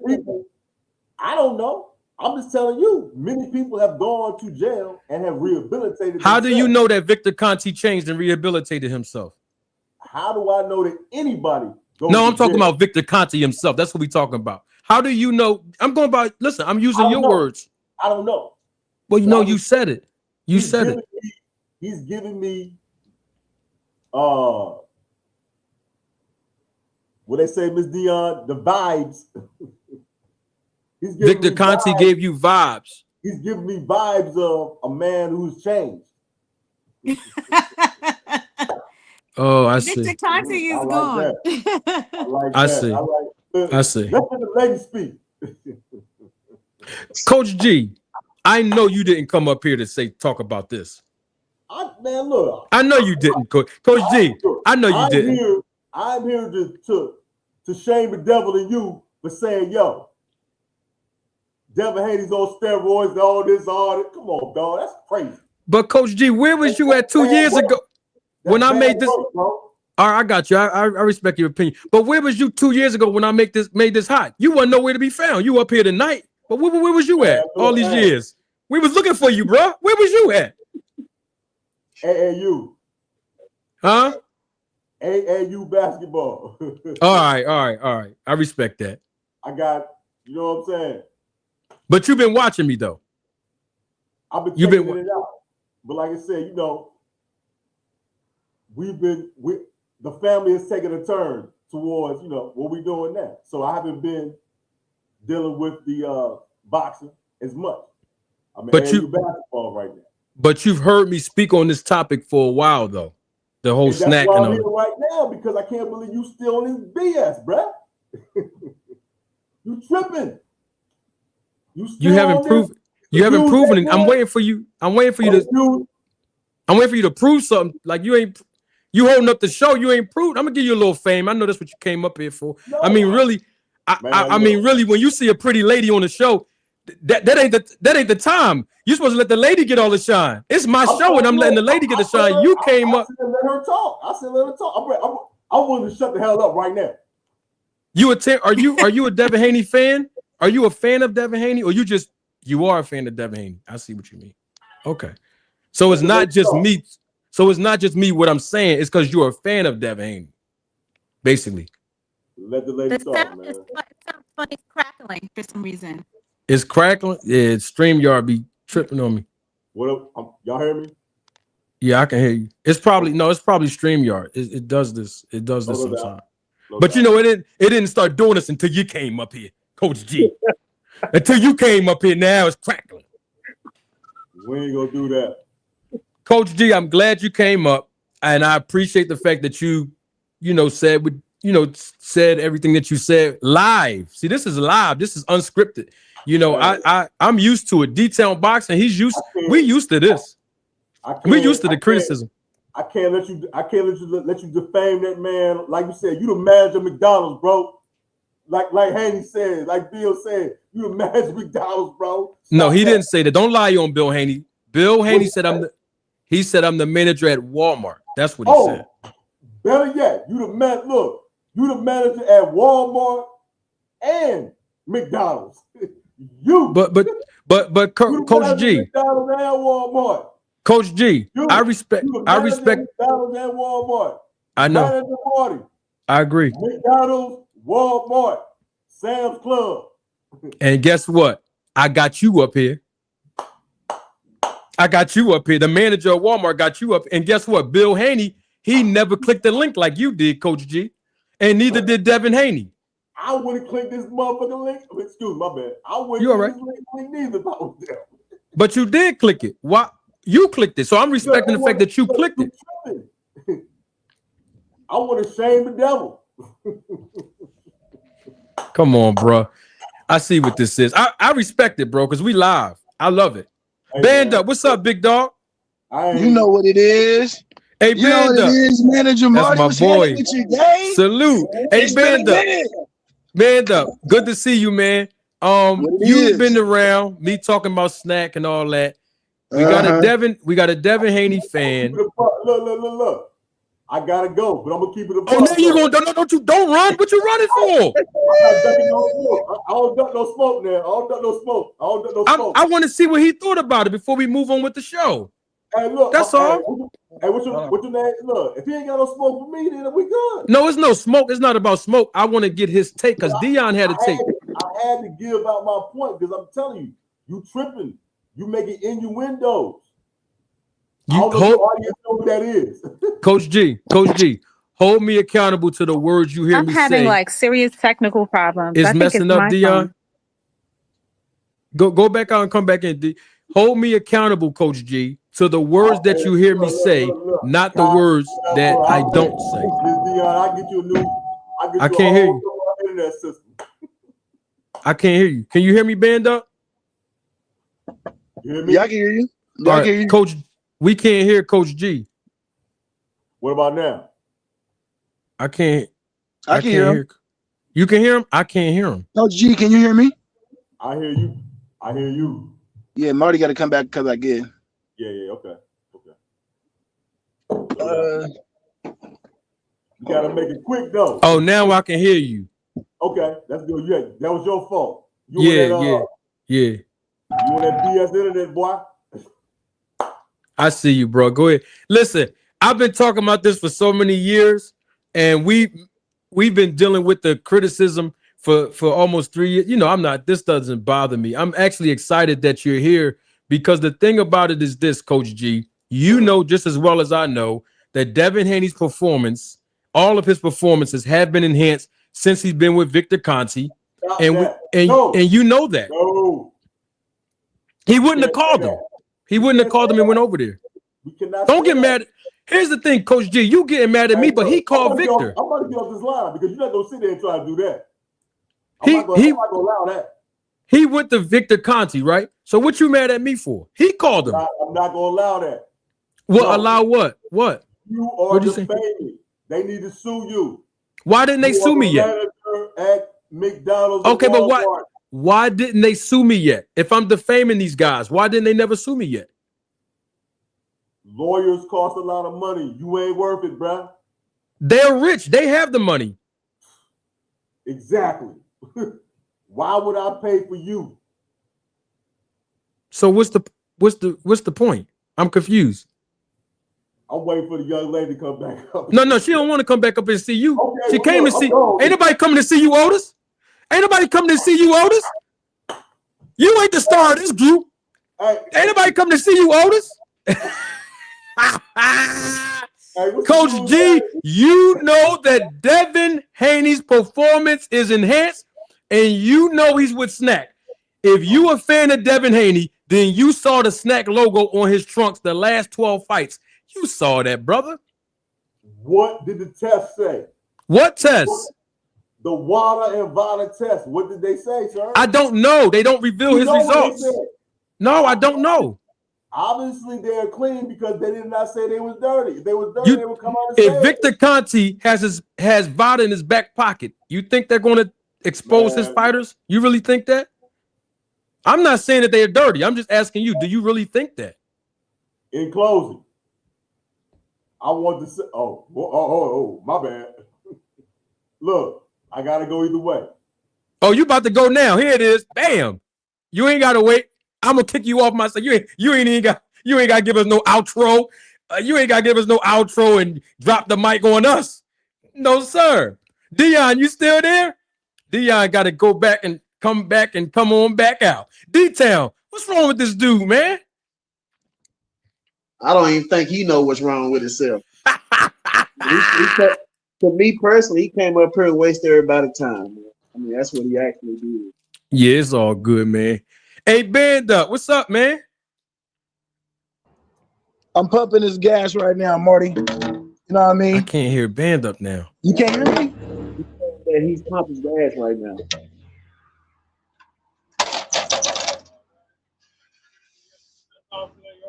Yeah. Can y'all hear me?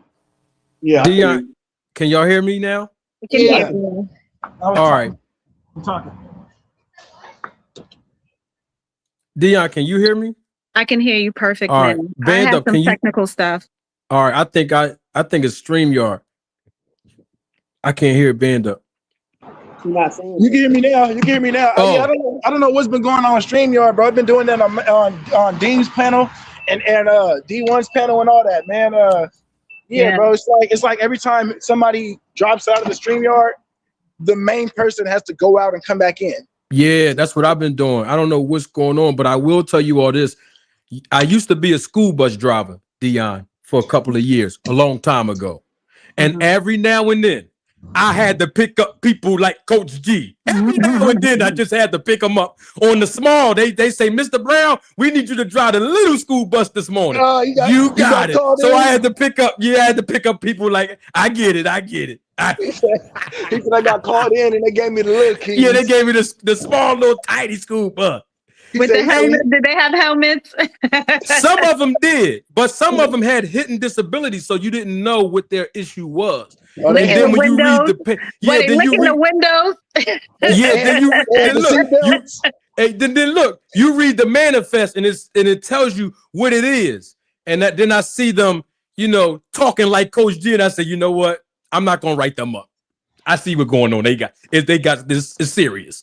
Yeah, so that's all that was with Coach G. He just wanted to go on a school trip. He didn't want nothing. He wanted to lick. Man. He just wanted to lick the window and throw spitballs at everybody on the bus. That's all that is. I had to pull the bus over and let him talk. That's all that was. That wasn't nothing. Yeah. Band Up. What it is, M? What's your take real quick? Because I know Dion, I want to give her the floor. What's your take? Fondora, Keith Thurman. I mean, both of these guys, they keep saying they're going to knock each other out. We know that Keith Thurman was a big puncher back in the day, but he's saying that he got that power back. We see how Fundora riding on the inside and the outside, but especially the inside. And those devastating uppercuts when you go on the inside, he's very consistent. He's very relentless.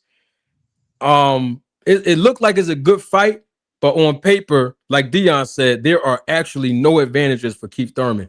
What's your take on this fight, man? Bro, I like Keith Thurman. I love Keith Thurman. I like Keith him too. Thurman. I love him. I like it. And I don't, and you know what I mean? I usually, I mean, put it this way. Sebastian Fondora is on my top 5 trash list. You know what I mean? You can take it whatever order. You said Fondora trash? Trash. Yes, and I know I don't usually say that Wow. about fighters, Marty. You know, I'm kind of even. You know what I mean? I Wow. don't like him. I don't like him. I don't like his style of fucking fighting. I don't like it. I don't like it at all. I don't like how I've tall he is. never heard nobody say I, Fundora I was can trash I ever can in never life. I just can't see how you can say that. Like he is so amazing at what he can do with his size, his power, inside. Like And you know, and that might be my gripe with him. That side, bro. If you're that fucking big, bro, why? It just kills me that you're at 154, bro. I'm 6 foot. I'm 6 foot, bro. If I don't work out, the lowest I'm gonna drop to is 155, just sitting on the couch. I'm 6 foot away, 160 right now. You know what I mean? Dog, how are you that much taller than me? Think you gonna fight at my weight cut, bro? Get up to them other guys, bro. Like that's But you crazy. see I don't how like small that. his frame is. He has a very I small was about frame. to say that. He got a very small Look frame. at his family. Look at his sister. They're Yeah, very They are small. genetically. It's almost like a tribe. That's who he is. Now he could probably gain with some assistance, but I think he's naturally that slight.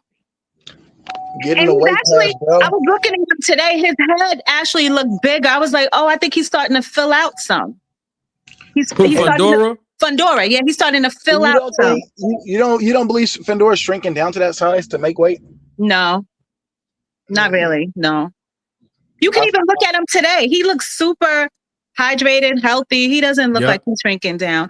I think if you look at his sister, I think they are like genetically made that way. Yes, they are. I call them like, it's like they come from like they look a certain way. Like literally like praying mantis family, grasshoppers. I've never seen people that actually look like that. It's almost like a tribal thing, I think. Yeah. Like they come from a certain kind of lineage or something. I don't know. Indian, I don't know. Native American or something. But yeah, no, I mean, he could definitely gain, and he probably will gain. But no, he's nasty. I'm sorry. And the craziest thing about it is that as meek as he is, he's a monster. Yes. He's vicious. That's a vicious little meek guy, and he's highly intelligent. Yes, he is. Highly intelligent. And his intelligence also helps him in the ring. He's intelligent. And he may be he's awkward. Obviously, if you're 6'6", you're going to be awkward. It's very few people that are over 6'3" that can actually move a certain way. You know, he can be a little stick-figured-ish in a way, but he's nasty. I can give him his credit with his sharpshooting. I do like when he starts to actually punch more. Ooh, like I love it. When he punch shy, it pisses me off. You that big and you punch shy pisses me off. Two things that don't rub me the right way. Yes, he is stick figure-ish. I can say that. Probably should refrain from calling him complete trash. But there's just like Shiraz, right? That nigga tall as fuck too, skinny as hell. But you see how that boy fight, right? You see what I'm saying? Tell us, Band Up, what makes you think or believe that Keith Thurman can pull off the upset? Tell me, what can he do? Sebastian's susceptible to getting hit. He's really susceptible to getting hit, and I don't know if Keith got 100%, but I believe in Keith's, somewhat of Keith's power. I like Keith, and I don't really like Keith against a lot of other people. But I think I believe in Keith. Now it's not a big gap for me or anything like that. I almost don't have a dog in the race, but if I give it to somebody, I think I could give it to Keith. There is a bigger, if we're talking about a hill to climb, there's a bigger hill to climb for Keith than it is for Sebastian. But I feel like if he's in there landing, he can get bro out. He can get bro up out of there. I just think that can be had too. Got you. Now can Keith get his face punched off? You know what I mean? Yes, that could happen. Would I be sitting here crying to manager Marty talking about Keith done lost and I done lost my pit? No. But I just yeah, man, it's just guys like Sebastian and I guess like Rolly has an awkward style too, and I put him on that. I really don't like him either too much. It's just that awkward style shit just doesn't really sit right with me. So there is an element that I didn't mention because we were interrupted by the guy on the school bus, Coach G. Sebastian Fundora is a southpaw, and that's going to play into the strength in this fight for him. He is an actual southpaw. I forgot that too. Yeah. I was going to say that, but then Coach G came on. He's a southpaw, and not only is he awkward, but he's a southpaw. He has the height, he has the reach, he has power in both hands. He can attack the body, and we know Keith Thurman do not like getting hit to the body. That is no secret. Everybody inside and outside of boxing knows that. So even when Fondora gets on the inside, he don't always have to slip and then go for an uppercut right away. He can use those punches and attack Keith Thurman's body. And I just think that it's a lot of advantages for Fundora in this fight to make it even harder for Keith Thurman, not even just to win, but to look good and whatever tactics that he's going to implement in this fight. We got some super chats real quick. Double salute to my guy, Ishmael Hassan. Thank you for your contribution and your support to the channel. Ishmael says, if I was an ex-offender and served time, would you allow me to watch your children or open the daycare? But people trust and respect Victor Conti and Snap. That was what Ishmael said, and absolutely not. I wouldn't allow an ex-offender to watch my children, nor will I support the fact that they will open a daycare. And I also have to say this because I think this is as equally as important. I heard Coach G say, and I've heard other people say this too, Victor Conti changed. Victor Conti went to jail. He came out and he rehabilitated himself. But the patterns of behavior that I've seen, and I've studied and done research on for over 16 years, from the time Victor Conti started all the way up until hopefully people understand this, that I'm being genuine and respectful, even up until the point that he died, I haven't seen any changes at all. Not in his protocol, not in his procedures, not in the way that he present his information, not in his product, not in the program itself, not in the fact that he always wanted the athletes that had the potential of becoming world champions, and all of them around him have done so, including Devin Haney, Caleb Plant, Clarissa Shields, Terrence Crawford, the list goes on and on. So he even told me that it's certain fighters that he only target to work with. And not only that, but something else didn't change about him, his ego. And I've heard him lie and insult instead of presenting counter attacks of actual proof that he did change. I've seen him do and say the same things. So in that, it's one thing to be an ex-offender and change. For an example, and I'll say this because somebody used the word ex-offender in the super chat. You can actually say I'm an ex-offender. 20 years ago, literally 20 years ago, last month, February of 2006, I was arrested. Now, I only spent a couple of days behind bars, and I'm not going to tell you what it was for. It was a misdemeanor to the second degree. But the point that I'm making is I had to go through the process of changing my people, places, and things, banned from the hood, right? And you get caught up sometime with certain things. So I couldn't be an ex-offender, and I was on probation at the time. 4 years I've served. But I couldn't do all of that, go down the same road, and not get caught up. At some point, you have to change your people, places, and things. I've done that, and for 20 years, I've been out of the spotlight and in the hairs of the law. But I've had some stumbles. But the point that I'm making is that when you change your people, places, and things, you're going to change regardless. And I just didn't see the atmosphere around Victor Conti changing. And not only that, the same people that he worked with in the Balco scandal, like Remy Karchimny, he was still working with him even after that, even after he came home from jail. And I can see if he was working with a cereal brand company, or he was working with a computer analytics firm, but he's in sports. And the only sports that he was in that he saturated was in the sport of boxing. Watch this, the same sport that he was in before he went to jail when he administered performance enhancement drugs to Sugar Shane Mosley, who never tested positive. To counter what Coach G said, he never tested positive. But that didn't mean that he didn't go to Victor Conti and get drugs administered to him, because he did.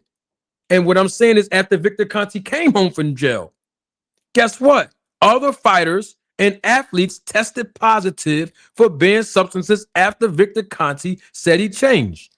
The baseball player Marlon Byrd, the boxer Andre Berto. I mean, the list goes on and on. So I'm just saying how it's not like people are just picking on Victor Conti and the fighters that work with Snack as if Victor changed and people just putting this jacket on him. No, everything that he's done and said was actually the same. We have another super chat. Shout out to RMCG46. Double salute to you.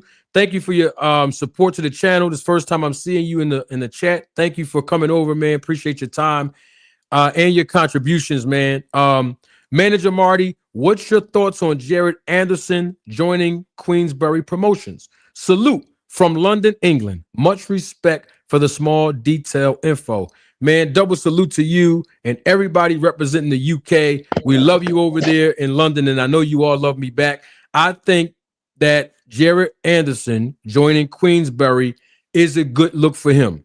He had a heck of a tenure with Top Rank, but I already told you early on in the show, Top Rank has a business model to be able to match make their fighters a certain way. And unfortunately, they took the wrong phone call when he got in there with that guy. I forgot his name from he's from Africa or something. And you know, the guy knocked Jared Anderson's block off because he had way more experience and he had way more power than Jared. What's his name? I forgot his name. He said he is just a boy. Yeah, him. But Jared Anderson has an opportunity to have a resurgence, right? And also be marketed in another country to raise his stock and maximize his earning potential. Queensberry is a great promoter, and I think they're going to do well by Jared Anderson. In fact, Jared Anderson. It's Bacody. Bacody. That's him. Bacody. Yup. Bacody. Bacody.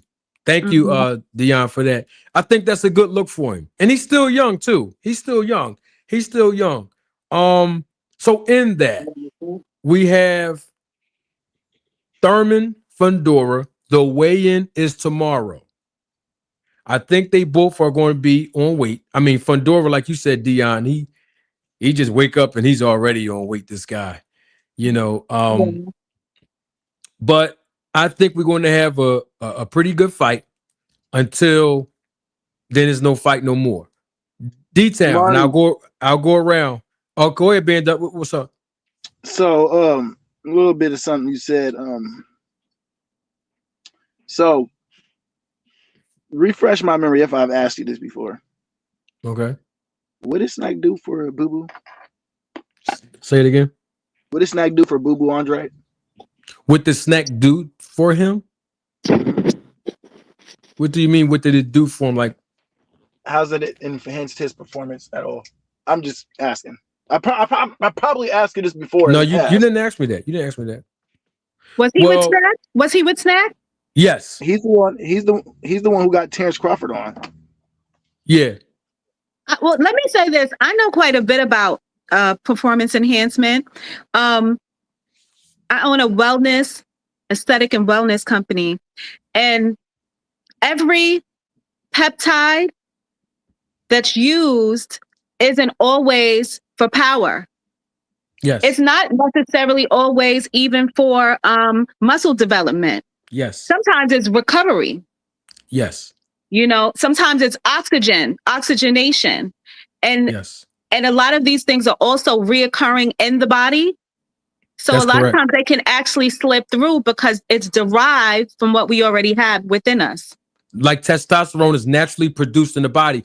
Dion, exactly. I've been covering this for years, and I'm glad you brought this up because that is how the fighters who do use these performance enhancement drugs, that's how they slip through the cracks to pass the test because Hold on, Tesamorelin, Ipamorelin, let me CJC put- 1295. I know a lot about peptides.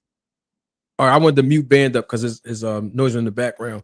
So that's why I got you. So that's why the testing agencies, including WADA, they came out with certain ratios. For example, the TE ratio for testosterone use is 4-1. So as long as an athlete, particularly let's use a boxer, let's say a boxer has the testosterone in their system and they do not exceed the 4-1 TE threshold, even though it's in their system and they're going to benefit from the gains, they will not test positive for a banned substance. So that's why I asked Coach G, how do you know that Devin Haney didn't test positive for a banned substance? And he said, because it would have came out already. Well, how do you know Victor Conti didn't get the TUE, the therapeutic use exemption, like he told me he did with Terrence Crawford? So that if he is giving them or inserting, well, let me correct myself. Victor Conti said he has a doctor in California named Dr. Bonswell who comes in and inject the fighters. Did he not detail? Okay, so if a fighter with Snack or Victor Conti get injected with testosterone, as we all know, it's on a WADA prohibited banned substance list, by the way, and they have a therapeutic use exemption where Victor Conti is aiding them to get this TUE from a doctor that's prescribing them, saying, hey, he's low on testosterone. They call it low T. Right? That's what I was about to say. Because if you could take someone and do a complete panel on them, and usually most of us have some things that are higher, lower. Yes. So then if you reintroduce it into the body, you can bring it up, but maybe it's not to a certain threshold. That's to correct. Where I don't know anything about VADA, but I mean, do. that's how it can be used. Yeah, it actually can be used in that way. And so if Victor, of course you do. oh yeah, 16 years, baby. So if Victor is aiding them to get this TUE from a doctor, giving them a prescription to be injected with the testosterone, a banned substance, then he gets it approved from the medical board over at VADA, and they're going to approve it when they see a doctor's note in the prescription say, oh, this person's low on testosterone. When the tests come back positive, because it will, they won't hold the fighter accountable, and there will not be any adverse consequences for the fighter. So the question becomes, like I asked Coach G, how do you know if Devin Haney tested positive or not if the biggest loophole is the TUE? It's very simple. We don't know. And I'm not saying that he did test positive for a banned substance. I'm just saying we don't know.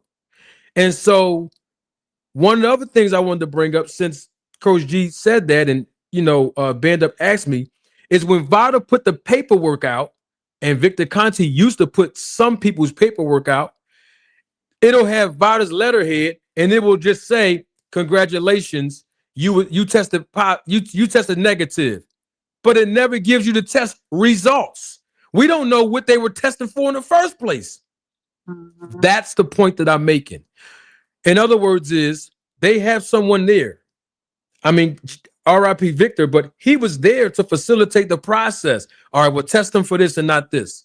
All right, well, don't test them for that, but test them for this. Is just how it was. So if VADA comes out on a piece of paper and say you tested negative, and that's all they're saying, that's not enough. Would it tested negative for what? Where's the panel at? Now, somebody would say, well, Manager Marty, you're picking on snack fighters. We haven't seen no one else's test results. I'm glad if that's your thought process, because Clarissa Shields tested positive for marijuana, and she said she didn't smoke it. But Victor Conti came out and said it may have been secondhand smoke in the arena as she was fighting Danielle Perkins. But guess what? Clarissa Shields went to Quest Diagnostics, and what did she do? She revealed her actual test results. And what I said, and I said this to Victor Conti in an email, why don't you have your fighters or you disclose the actual results, what they're actually being tested for, and what is the status of each item that they're being tested for, instead of a piece of paper that says negative. And guess what? When they tried to do that and do the whole, it's from VADA paperwork and this is substantial, guess what happened? It backfired because the dates was wrong when he tried to put that out there for Terrence Crawford. People forget about this.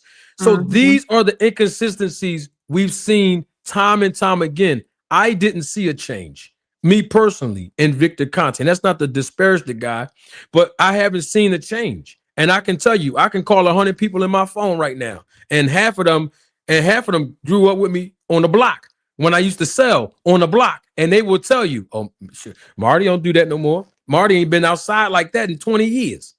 Because I changed my people, places, and things. And even if I do drive through there, I get out the car, dap it up. All right, y'all, I got to go. And I'm riding through the hood. I didn't see Victor Conte ride through the hood. I seen him ride through it, pull over, get out, dap everybody up, pull them in the car, and then they all go for a ride somewhere. I haven't seen nothing different. That's all I'm saying, Band Up. But I will answer your question directly, Band Up, since you asked me about what did it do for Andre. It did a lot of things for Andre. Let me bring up 2 points. Number one, Andre fought a guy named Nicholson, and he knocked him down in the second round. And I told everybody, round 1, 2, 3, 6, 9, and 10 are the rounds where you see the resurgences happening with the energy and the power level of snack fighters. And the number 2, Band Up, Victor Conte. I got the tape. Victor Conte told the commentators when he was fighting David Benavidez, he said, "I guarantee you that Andre will not get tired and fade in the later rounds." That's what Victor said. So that's the 2 points I would say with regards to how it enhanced Andre. I hear you, Marty. But can I say something since you asked me that? Go ahead. You know what it is with me. I'll tell you what it did to Bud Crawford when he fought Errol Spence. I'll tell you what it did to Bud Crawford when he fought David Evanescence. It gave David Evanescence a knockout in the 6th round. That man never had one punch knockout, Band Up, and you know it. The same way Mendoza didn't have knockout. Hold on. Hey, let me pay for this. Give me 1 second. Give me 1 second. I got you. I know you do. That's what you came up. You see how Dion, you brought them all out tonight, Dion. We wasn't even talking about snack. No, you were not. But they know that's their topic. I don't know what's going on. Ben, D-Town, what you got on it, man? You see what's happening tonight, bro? Ain't that the same thing that Victor Conte said we need to watch out for? Is those fighters that don't get tired. So that's the very thing that he said we need to watch out for. And that's the thing that the commentator said that Andrade was going to sit right there and he wasn't going to fade away, in the later rounds, stuff like that. So, I mean, he actually put himself out. Yeah. Band Up, you there? That's what they do. That's what the point of peptides. Yeah, I'm here. Oh, yeah. I'm about to walk into the car right now. I got you, Marty Bar. I know what you're doing, too. I'm going to leave that alone. I hear it in your voice. If you put that down, you'll be able to pick up what I'm talking about. If you put that down, you'll be able to pick up what I'm talking about. I ain't smoking. Not right now. I got that Seattle good weed, but I ain't smoking right now. You did? Oh, okay. It sounds like you were talking about this Victor thing, brother. So, woo. Yo, Marty. What's up, man? When did Terrence Crawford fight Kell Brook? When did he fight him? Yes. Before he went to Victor Conte. Before he was with Victor Conte, yes. Right? Oh, I love this. I love it. Mm-hmm. Oh, man. And that boy switched to what? It lasted 2 rounds? Was it 2 rounds? No, he went, I think like 4 or 5. 4? Four okay. or 5. Oh, yeah. Okay. 4 rounds. 4 rounds, right? Okay. Yes.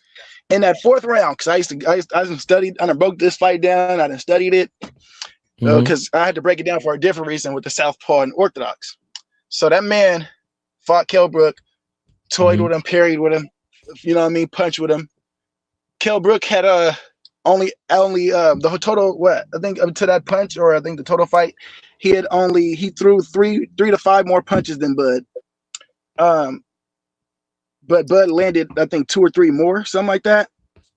Bud switched to Southpaw for 37 seconds into that last round that they fought, and cleaned his fucking clock.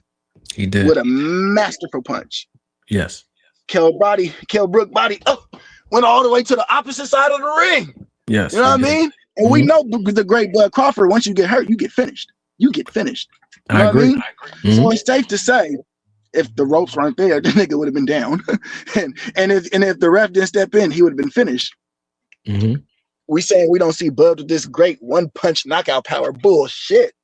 We see When? what happens with that one punch knockout. When he Power knocked with both somebody with hands. one punch. I'm just saying, no, I said no. Ebenezer. Listen to my words. One punch knockout power. The nigga would have been done if it wasn't for the ropes. We know that with Kell Brook. And that's before he was with Conti. You're right. Now your question still stands, or what did he go over there for? I'm with you on that. We can ask that question. That's the $1 million question I've been asking. We can ask that question till we blue in the face. But we're not gonna sit here and act like this man wasn't putting people on skates with one punch before that. I haven't seen it. What he did to David Avenesia was a one punch knockout power. What he did to Kell Brook was not a one punch knockout power. Okay, so that could be punch placement. That could be here to there. You know what I mean? Whatever the case may be. One went to sleep. One damn near went to sleep. That don't make it one punch knockout power. What? If the ropes wasn't there to hold him up, he's on the ground. What are we talking about? It could be, and he might might not get up because you get a standing 10 count. Hold on, you get a standing 8 count. It could be cumulative. You keep saying what if and all that. We tell you what happened. It's all right. So let's speak on facts. Let's speak on the facts. The ropes held him up, which is a fact. You get a standing 8 count. Time to rest yourself is a fact, right? If you take those out, what happens? Do those facts even matter? What happened to David Avenesia? The dude was down. No, I'm talking about. We can go to David. We can address that. But with Kell, what I'm talking about. What happened to Kell Brook was not the same. Bro, like I said, without them ropes and without that standing 8 count, what happens to Kell Brook? Answer the question. What if? What happens to him without? I didn't say no. Listen to my words. What happens to him without a standing 8 count and the ropes? What happens to Kell Brook? We both know fighting IQ. We both watched 1,000 fights. What happens to him? He probably would have got back up. We don't know. No, you're not getting back, bro. Get the fuck out of here. He's not getting back up. He's not. If you're standing toe to toe with a nigga and he knocked. Dude, you keep talking about what if. You don't know if the man was gonna get back up or not. What he says. I don't know what happened to Band Up. I didn't do nothing. I didn't kick him off. I don't know. He may have fast or something, and it didn't register or something. I don't know. You said gas? No, what I'm saying is maybe he was talking too fast, and maybe it didn't register. But what I'm saying is he keep talking about what if. We ain't talking about no what if. What happened to David Avenesia was a one punch knockout. What happened to Kell Brook was not the same thing. So what is he talking about? Band Up, you there? I'm right here. My bad. My bad. I done drove away and this shit didn't start cut out on me. No, but what I'm saying is, dog, bro, you're not gonna sit here and tell me that man would have kept fighting after that, bro. No, there's a reason why the things happen. There's a reason for these things to be in place, right? We both understand that. You telling me that the man would have been done. Now, does Terrence Crawford only have a knockout in his fucking a one punch knockout? I don't think he's considered. Terrence Crawford is not considered a one punch knockout artist. He just isn't. He's considered a sharpshooter. He's considered a sharpshooter. The man went on a 10-year career with TKOs and KOs. But he's not known. No, because sometimes a knockout is cumulative. You understand what I mean when I say cumulative? It's punishment, it's body work, it's everything you've been doing up until the point, and then you get your shot. But that, there's a difference between big punchers and people who do cumulative work. I think, me personally, I think he's super sharp. I think he's a sharpshooter, and I think he wears you down. Deontay Wilder is a one punch knockout. I'm not saying he's a Wilder. I'm not saying he's a Charlo. You know what I mean? Out here just putting everybody to sleep with just one second. Just say he don't got that power is crazy to knock you out with one punch. It's crazy. He has the power to do it. Let's do it often. If you even look at Tank wears you down. He wears you the fuck down. He takes you deep and then drowns you. I mean, the conversation was about him before he went to Snack and when he the power. with the snack. That's what the conversation was about. So, Band Up, you were trying to say, I believe, that Bud Crawford was doing these things before he went to snack, and then you was talking about knockout power. What I'm saying is that he didn't do the other fighters like he did David Avenese. That's what I'm trying to say. I mean, yeah, I guess. Okay, you can say that. That could be that's a fact. Nobody else went to sleep like that, but there is a history of 10 years in a row with everybody getting TKO, bro. Period. Point blank. The man, I don't really see too big.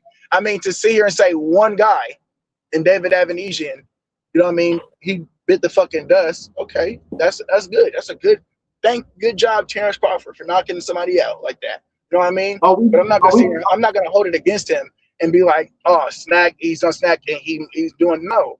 And I told manager Marty this time and time again, bro. Other than that, outside of David Avenesian and that, if you guys want to call it an anomaly or whatever, I'll call it a result. If him putting him to sleep, man, this dude is still fly as fuck, moving like a motherfucking butterfly in that damn ring and stinging like hell. What are we talking about? Because you going off to now talking. No, I'm not going off the record. I'm taking Terrence Crawford before and after snack. Dion, do you get what I'm picking up? What I would listen, I think Terrence Crawford is a bad dude, but it is quite interesting that at his age, his performances are just unbelievable. I mean, there's not a bit of age on him. Like because like I said, I understand peptides and their purpose. I would not be shocked, and I don't know him personally, but I know what they do because it's used in my practice. It wouldn't shock me because that's the purpose: endurance, power, muscle growth. Those are the key factors of using them. But he's a bad guy. I mean, he's a tough ass. And it's not always just about power, it does help with strength too, but there are other ways to enhance, especially with someone who's already super talented like him. Band up. Can you hear me? But it is. I wanted to play something for you. You've heard this 1,000 times before. I wanted to play something for you. You heard it thousands of times. Oh man! I wanted to play something for you. No, I really do, because a lot of people forgot. I mean, y'all wanted to bring this up tonight. We was talking about something else. But before I let y'all go, hold on, I want to play something for Band Up. He's heard this. Oh, I love this, man. Marty, before you play that, dog, I miss you so much, dog. Miss you too, bro. Glad you're here. Man, I'm glad you're back, bro. Glad you're here. All right, hold on. Here we go. Because he's been saying this on his platform for a while, and he wants to know the answer. This is from my guy. Double salute to him, Gregory Quarterbob. Greg says, greeting, Manager Marty, the roller tape film crew or family, and Mr. Conti. Mr. Conti, did you contact Bud Crawford, or did Bud Crawford contact you? And when did you actually start working with him? And what was it he needed to improve? So let's break this down in increments. Did you contact Bud, or did Bud Crawford contact you? Okay, as I said earlier, you have these companies out there that for every single fight, I don't know who contracts them, but they go around when they find sponsors and they say, would you like to sponsor this guy? Would you like to sponsor this guy? Would you like to sponsor this guy? Here's how much it's going to cost. I don't know who it was, but somebody that was representing Terrence contacted my office, okay, and wanted some ridiculous amount of money, $50,000 or something crazy for endorsement. I said no. Thereafter, you heard that, Band Up? Okay, I just wanted to set the context real quick. So somebody from Terrence Crawford's team, I've covered this for 2 years. D-Town covered this too. So someone else representing Terrence Crawford's team called Victor Conti, asked him for a $50,000 endorsement deal, a sponsorship. Victor Conti said no. I just want to make sure we were clear on that when people say, oh, no, because Coach G came up here and he said, well, Devin Haney's just sponsor. That's why his logo was on the trunks. It's a sponsor. Okay, let's finish hearing what Victor said. Victor debunked that myth to me. It's not about just sponsorship. You know how they put Tiger Woods on the box of Wheaties cereal? This is not that. Tell us what it was, Vic. Tell us what it was, Victor. At some point, Terrence called, and I called Terrence, aside from this guy.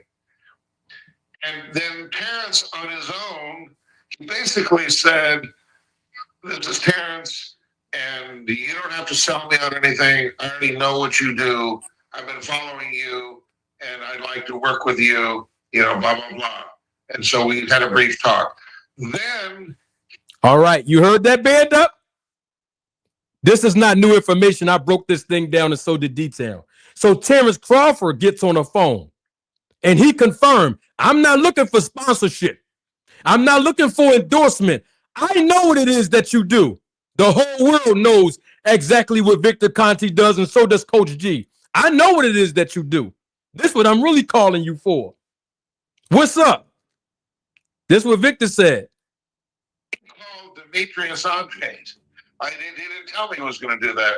And Demetrius said, "Trust me, you want to be with this guy. He will help you in many, many ways." Woo! He told Demetrius Andre confirmed it and said, "Listen, you want to get with this guy.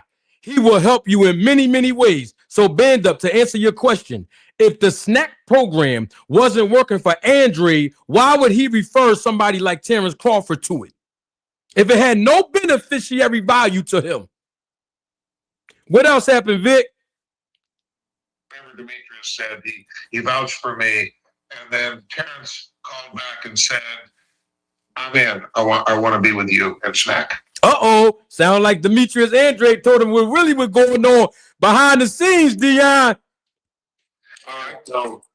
So the first step, as we've always talked about, is let's get your blood testing. Because if all I am is a sponsor, and I'm just sending you a fighter training stack that's generic for anybody and everybody, and you're wearing a patch, but I've never talked to you or I've never tested your blood, I don't consider that me working with you, and it's a real working relationship. You heard that, band up? This is not a legitimate working relationship unless I'm able to evaluate your blood test results. Mm-hmm. Somebody got to stick a needle in your arm or your abdomen or your navel or your buttocks or wherever else. It's a complete panel. Let me finish. Band up, I got you. I'm gonna let you air fry. So now I have to then test your blood so that the panel that I'm testing on is going to show me everything I need to see to do something else moving forward. And I have to say this, even if Victor Conte himself is not administering performance enhancement drugs to these fighters, just the fact that he is testing and evaluating blood in of itself is a violation of moral conduct. And I'll tell you why. You can ask anybody that knows about steroid administration.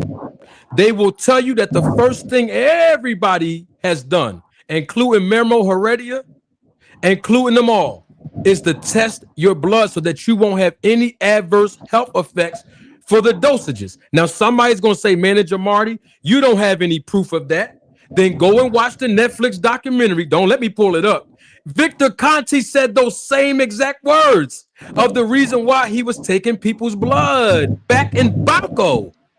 Not only that, the second moral conduct is, first of all, Victor Conte's not certified. He's not medically qualified to take your blood, test your blood, or evaluate your blood, or give you no recommendations or diagnosis. But the fighters let him do it because it's not a working relationship if he don't test your blood. Hold on, Dion, there's more. But the instant that you give me all that data on your blood, and I can now interpret that and make specific recommendations and prompt you to have great compliance if you want to get some results. Now we're working together. Make sense?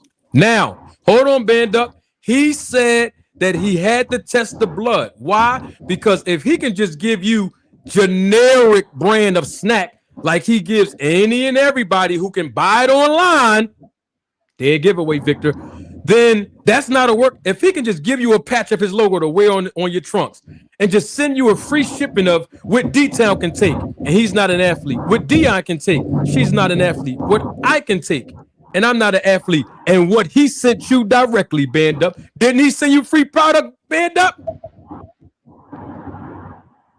No, you got to speak loud so the people in the back can hear you. Band Up need a re-up. Yeah.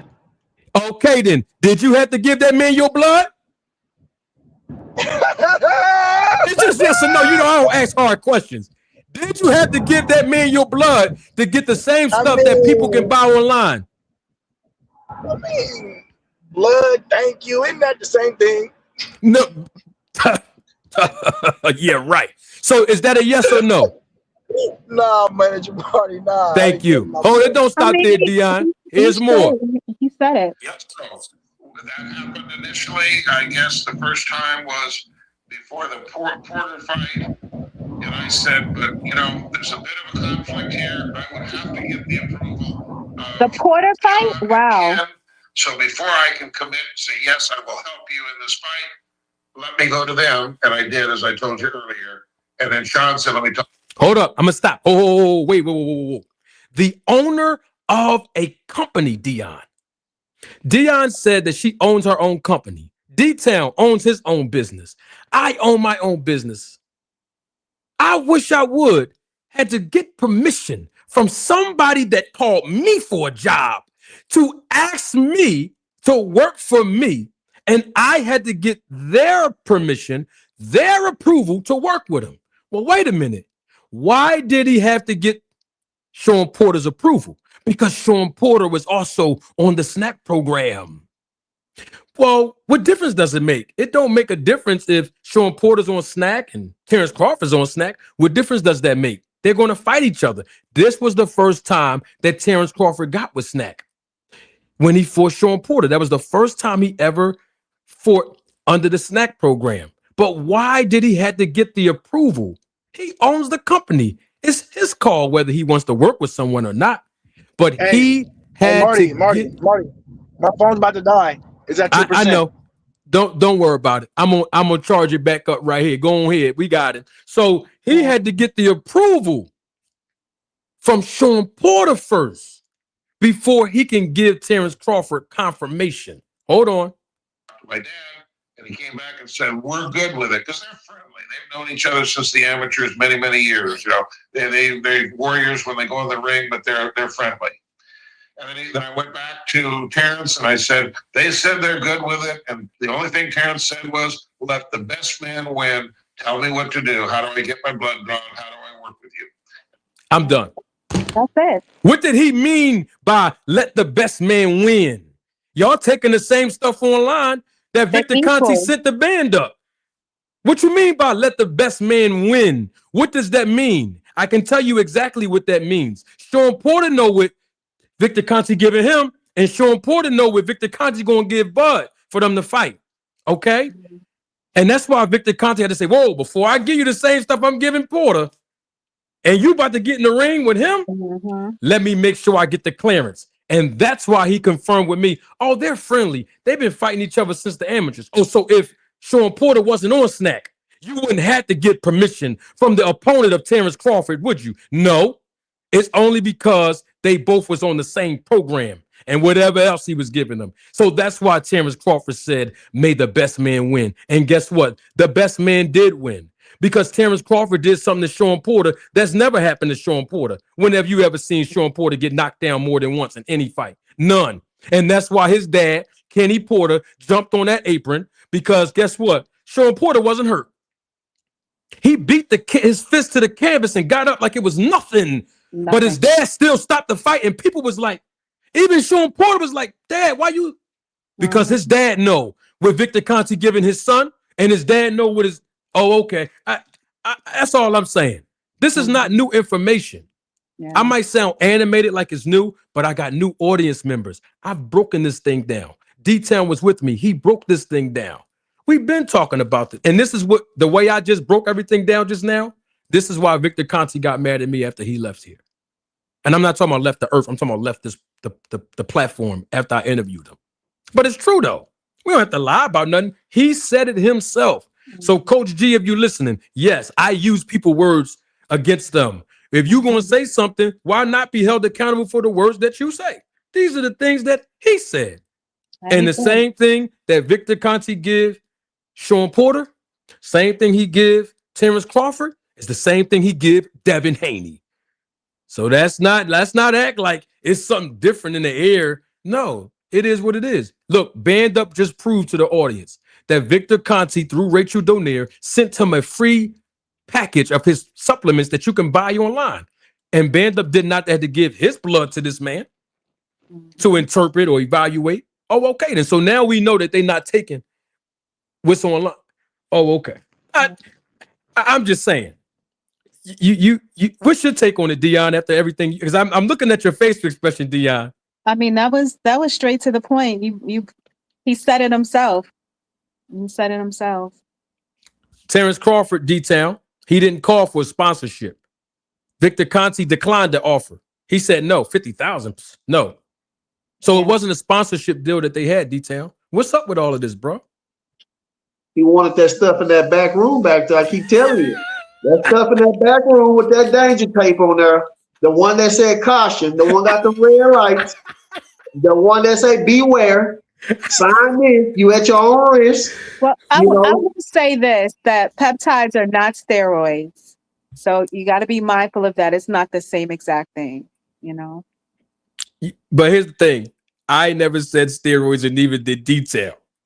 I never said it. That's what Coach G said. He said that you put up the picture of Devin Haney with a man against a man who was on steroids. Though they do look similar, and peptides can definitely, you put certain stacks together, they will rip you. Yeah. It rips you. The reason why I say the stuff in the back room is because the people like Band Up and them can't get this stuff. They can't get this stuff. They got to get with Victor Conte and give up that. That's that stuff in the back room. But you know what's so crazy? You actually can now. It's widely used. You know? It's widely available. It's not FDA approved, but it's used. You know? Yo, look at what I'm gonna let y'all go. As I wasn't even playing it in detail, will tell you this. I told him I wasn't going to stay on this long. I didn't even know we was on here 2.5 hours. That's crazy. But you see all things on the screen. All things is crazy, man. Call that man Devin Luger. Like, you got to chill all things. But listen, I would say this, Dion. The reference to the fact that Victor Conte is taking the athlete's blood. Y'all just heard him. If you go on the Netflix documentary, Hall of Shame, he actually, I got it in my phone. I just don't have the time to scroll through all of it to play it. He actually stated himself the reason why during the Balco scandal days, the reason why he was actually administering these blood tests and taking the blood from the athletes. He says it clear as day. And his exact words were, so that none of the athletes will have any adverse effects to the dosages of steroids and performance enhancement drugs he was giving them. So my question becomes, that's another thing that he didn't change. He's still doing the same thing. So if that is the case that you were doing back then, why are you still taking blood now? You see what I'm saying? It's this. There's no change in it. So of course people would be suspicious, and people can get mad all they want. But Victor Conte, I have the tape. He even said, "Y'all should be suspicious of me." He told people to be suspicious of himself. So, you know, that's just what that is. But and I'm sure his program still goes forward. I'm sure he had his apprentices and people who worked with him. Yes. And then they're also, I mean, like I said, it's widely used in the wellness space, you know? Yeah. And I have to say this. I'm not saying that they're using steroids or performance enhancement drugs publicly, but I am saying publicly, whatever they're doing, whether it's legal or not, their performances are enhanced. That's at the bare minimum of it all. Yeah. And we all know that. So in that, we have to also acknowledge that there is an advantage that they have being in that ring against their opponent. It's very simple. Yeah, especially if the opponents don't have access to it. You know, in the case like you said with Crawford versus Porter, at least they both had it. You know, Yes. David everybody. Ebenezer didn't have it, and you've seen what No. happened to him. And guess what? There was no testing in that fight. Victor Conti told me himself right here. I have the tape. Yeah. So my question is, why they couldn't go to somebody else and have them to take their blood and do the same thing? Why they had to go to Victor Conti? Because he knows how to let it go under the radar. That's what I think. So You know, say the, if someone came to me, I don't have the skill set to hide it. You know what I mean? He probably knows exactly what to administer, what dosages. Mhm. His people, they know how to tailor it based on the blood work. That's correct. Yes. so you said that this is used widely, right? That's what you said, right? Yes. But it's done the same way he do it though. I think there are some basic things that are done, like blood work. But again, I think that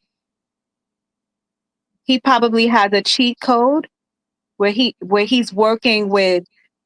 You could even work with not only doctors but scientists to allow this to kind of go under where it's not as detectable. So I think that's why they're going specifically to him versus in his program instead of just going to someone like a regular wellness practice. So he's doing something that they're not doing, even though that he's using the same thing or similar, but it's something that he's doing that they're not doing. He's taking it to another level. Yes, He- because give them- he's specifically in the sports arena. He's in boxing, so you know. And also, two things. He has the testing agency in his back pocket. That's another thing, yeah. And also, Mhm. and also, even if Coach G don't agree or whoever else, not only do we see that their performances are enhanced, Terrence Crawford saw the results of the performers on Snack as well. So the fighters they see it. They might not know what's going on if they're not over there, but they see the results. Yeah. And that's why Victor Conti said, yeah, Terrence called him directly, but before he got back on that phone, he called somebody that was on the Snack program actively. He didn't call Andre Ward. He didn't call somebody that was retired. He didn't call Nonito Donaire. He called He needed the plug. Andre. Huh? The plug. He was the plug. No, but he talked to the owner himself first. Yeah, but he had to get the confirmation. He had to There get you that go. from somewhere. You know what I mean? That's right. That's He how had he to get knew. that. Andre, what Boo Boo probably like, listen, you got to do this.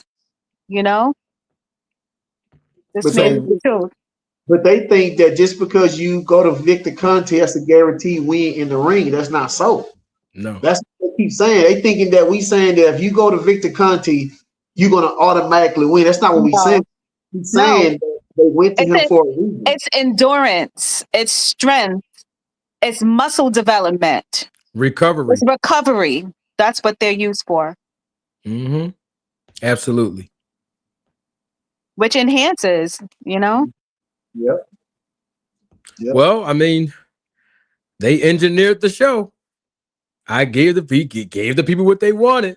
But I will say this.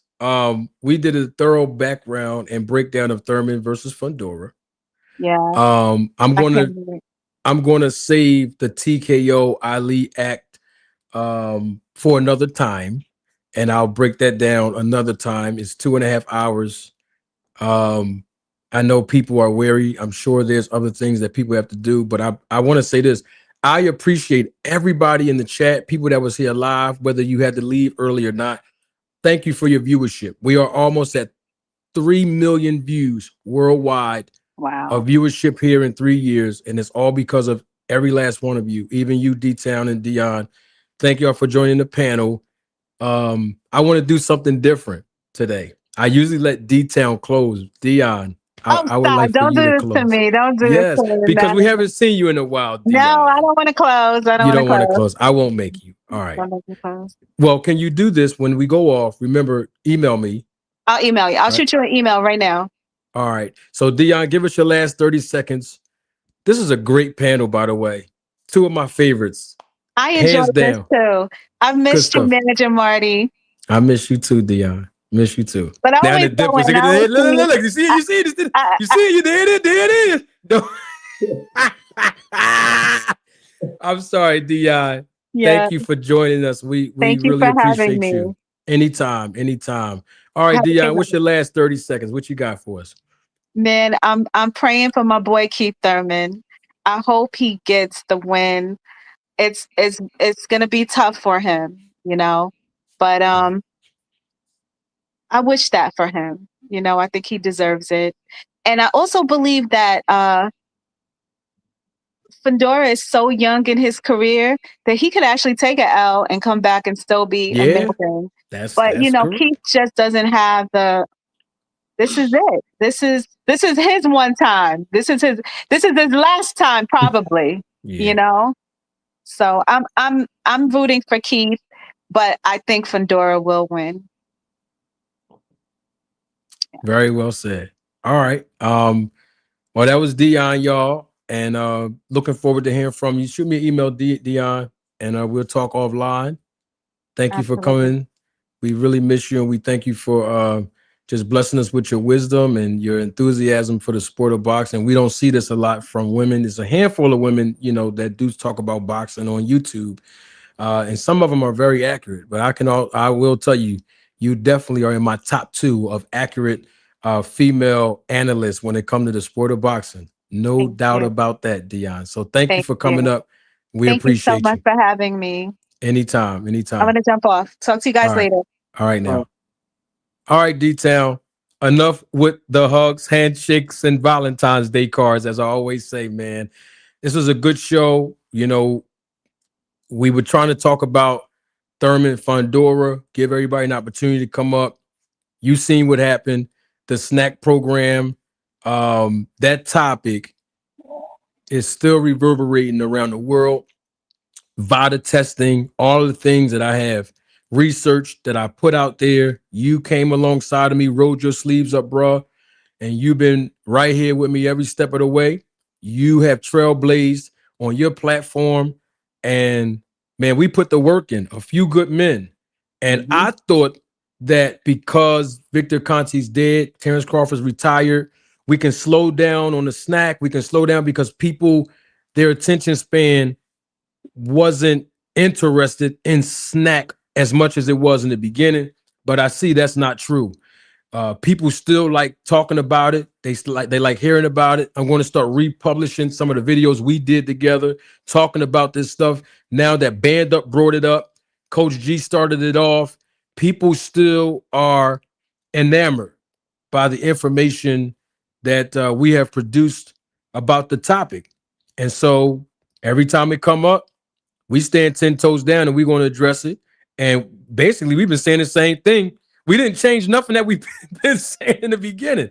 But we also have new audience members too, that's new to the platform, that don't know the history that we have with this. But I settled at to say, man, thank you for always supporting me, man, jumping in the fire with me and standing 10 toes down when the criticism and everything else happened, bro. Thanks for coming out tonight. I look forward to doing more shows with you. And I'm doing way too much talking, brother. I'm going to go ahead and get off. Double salute to my guy, my brother, D-Town Boxing. He's going to close us out. To all the families and friends, we appreciate every last one of you. Y'all support.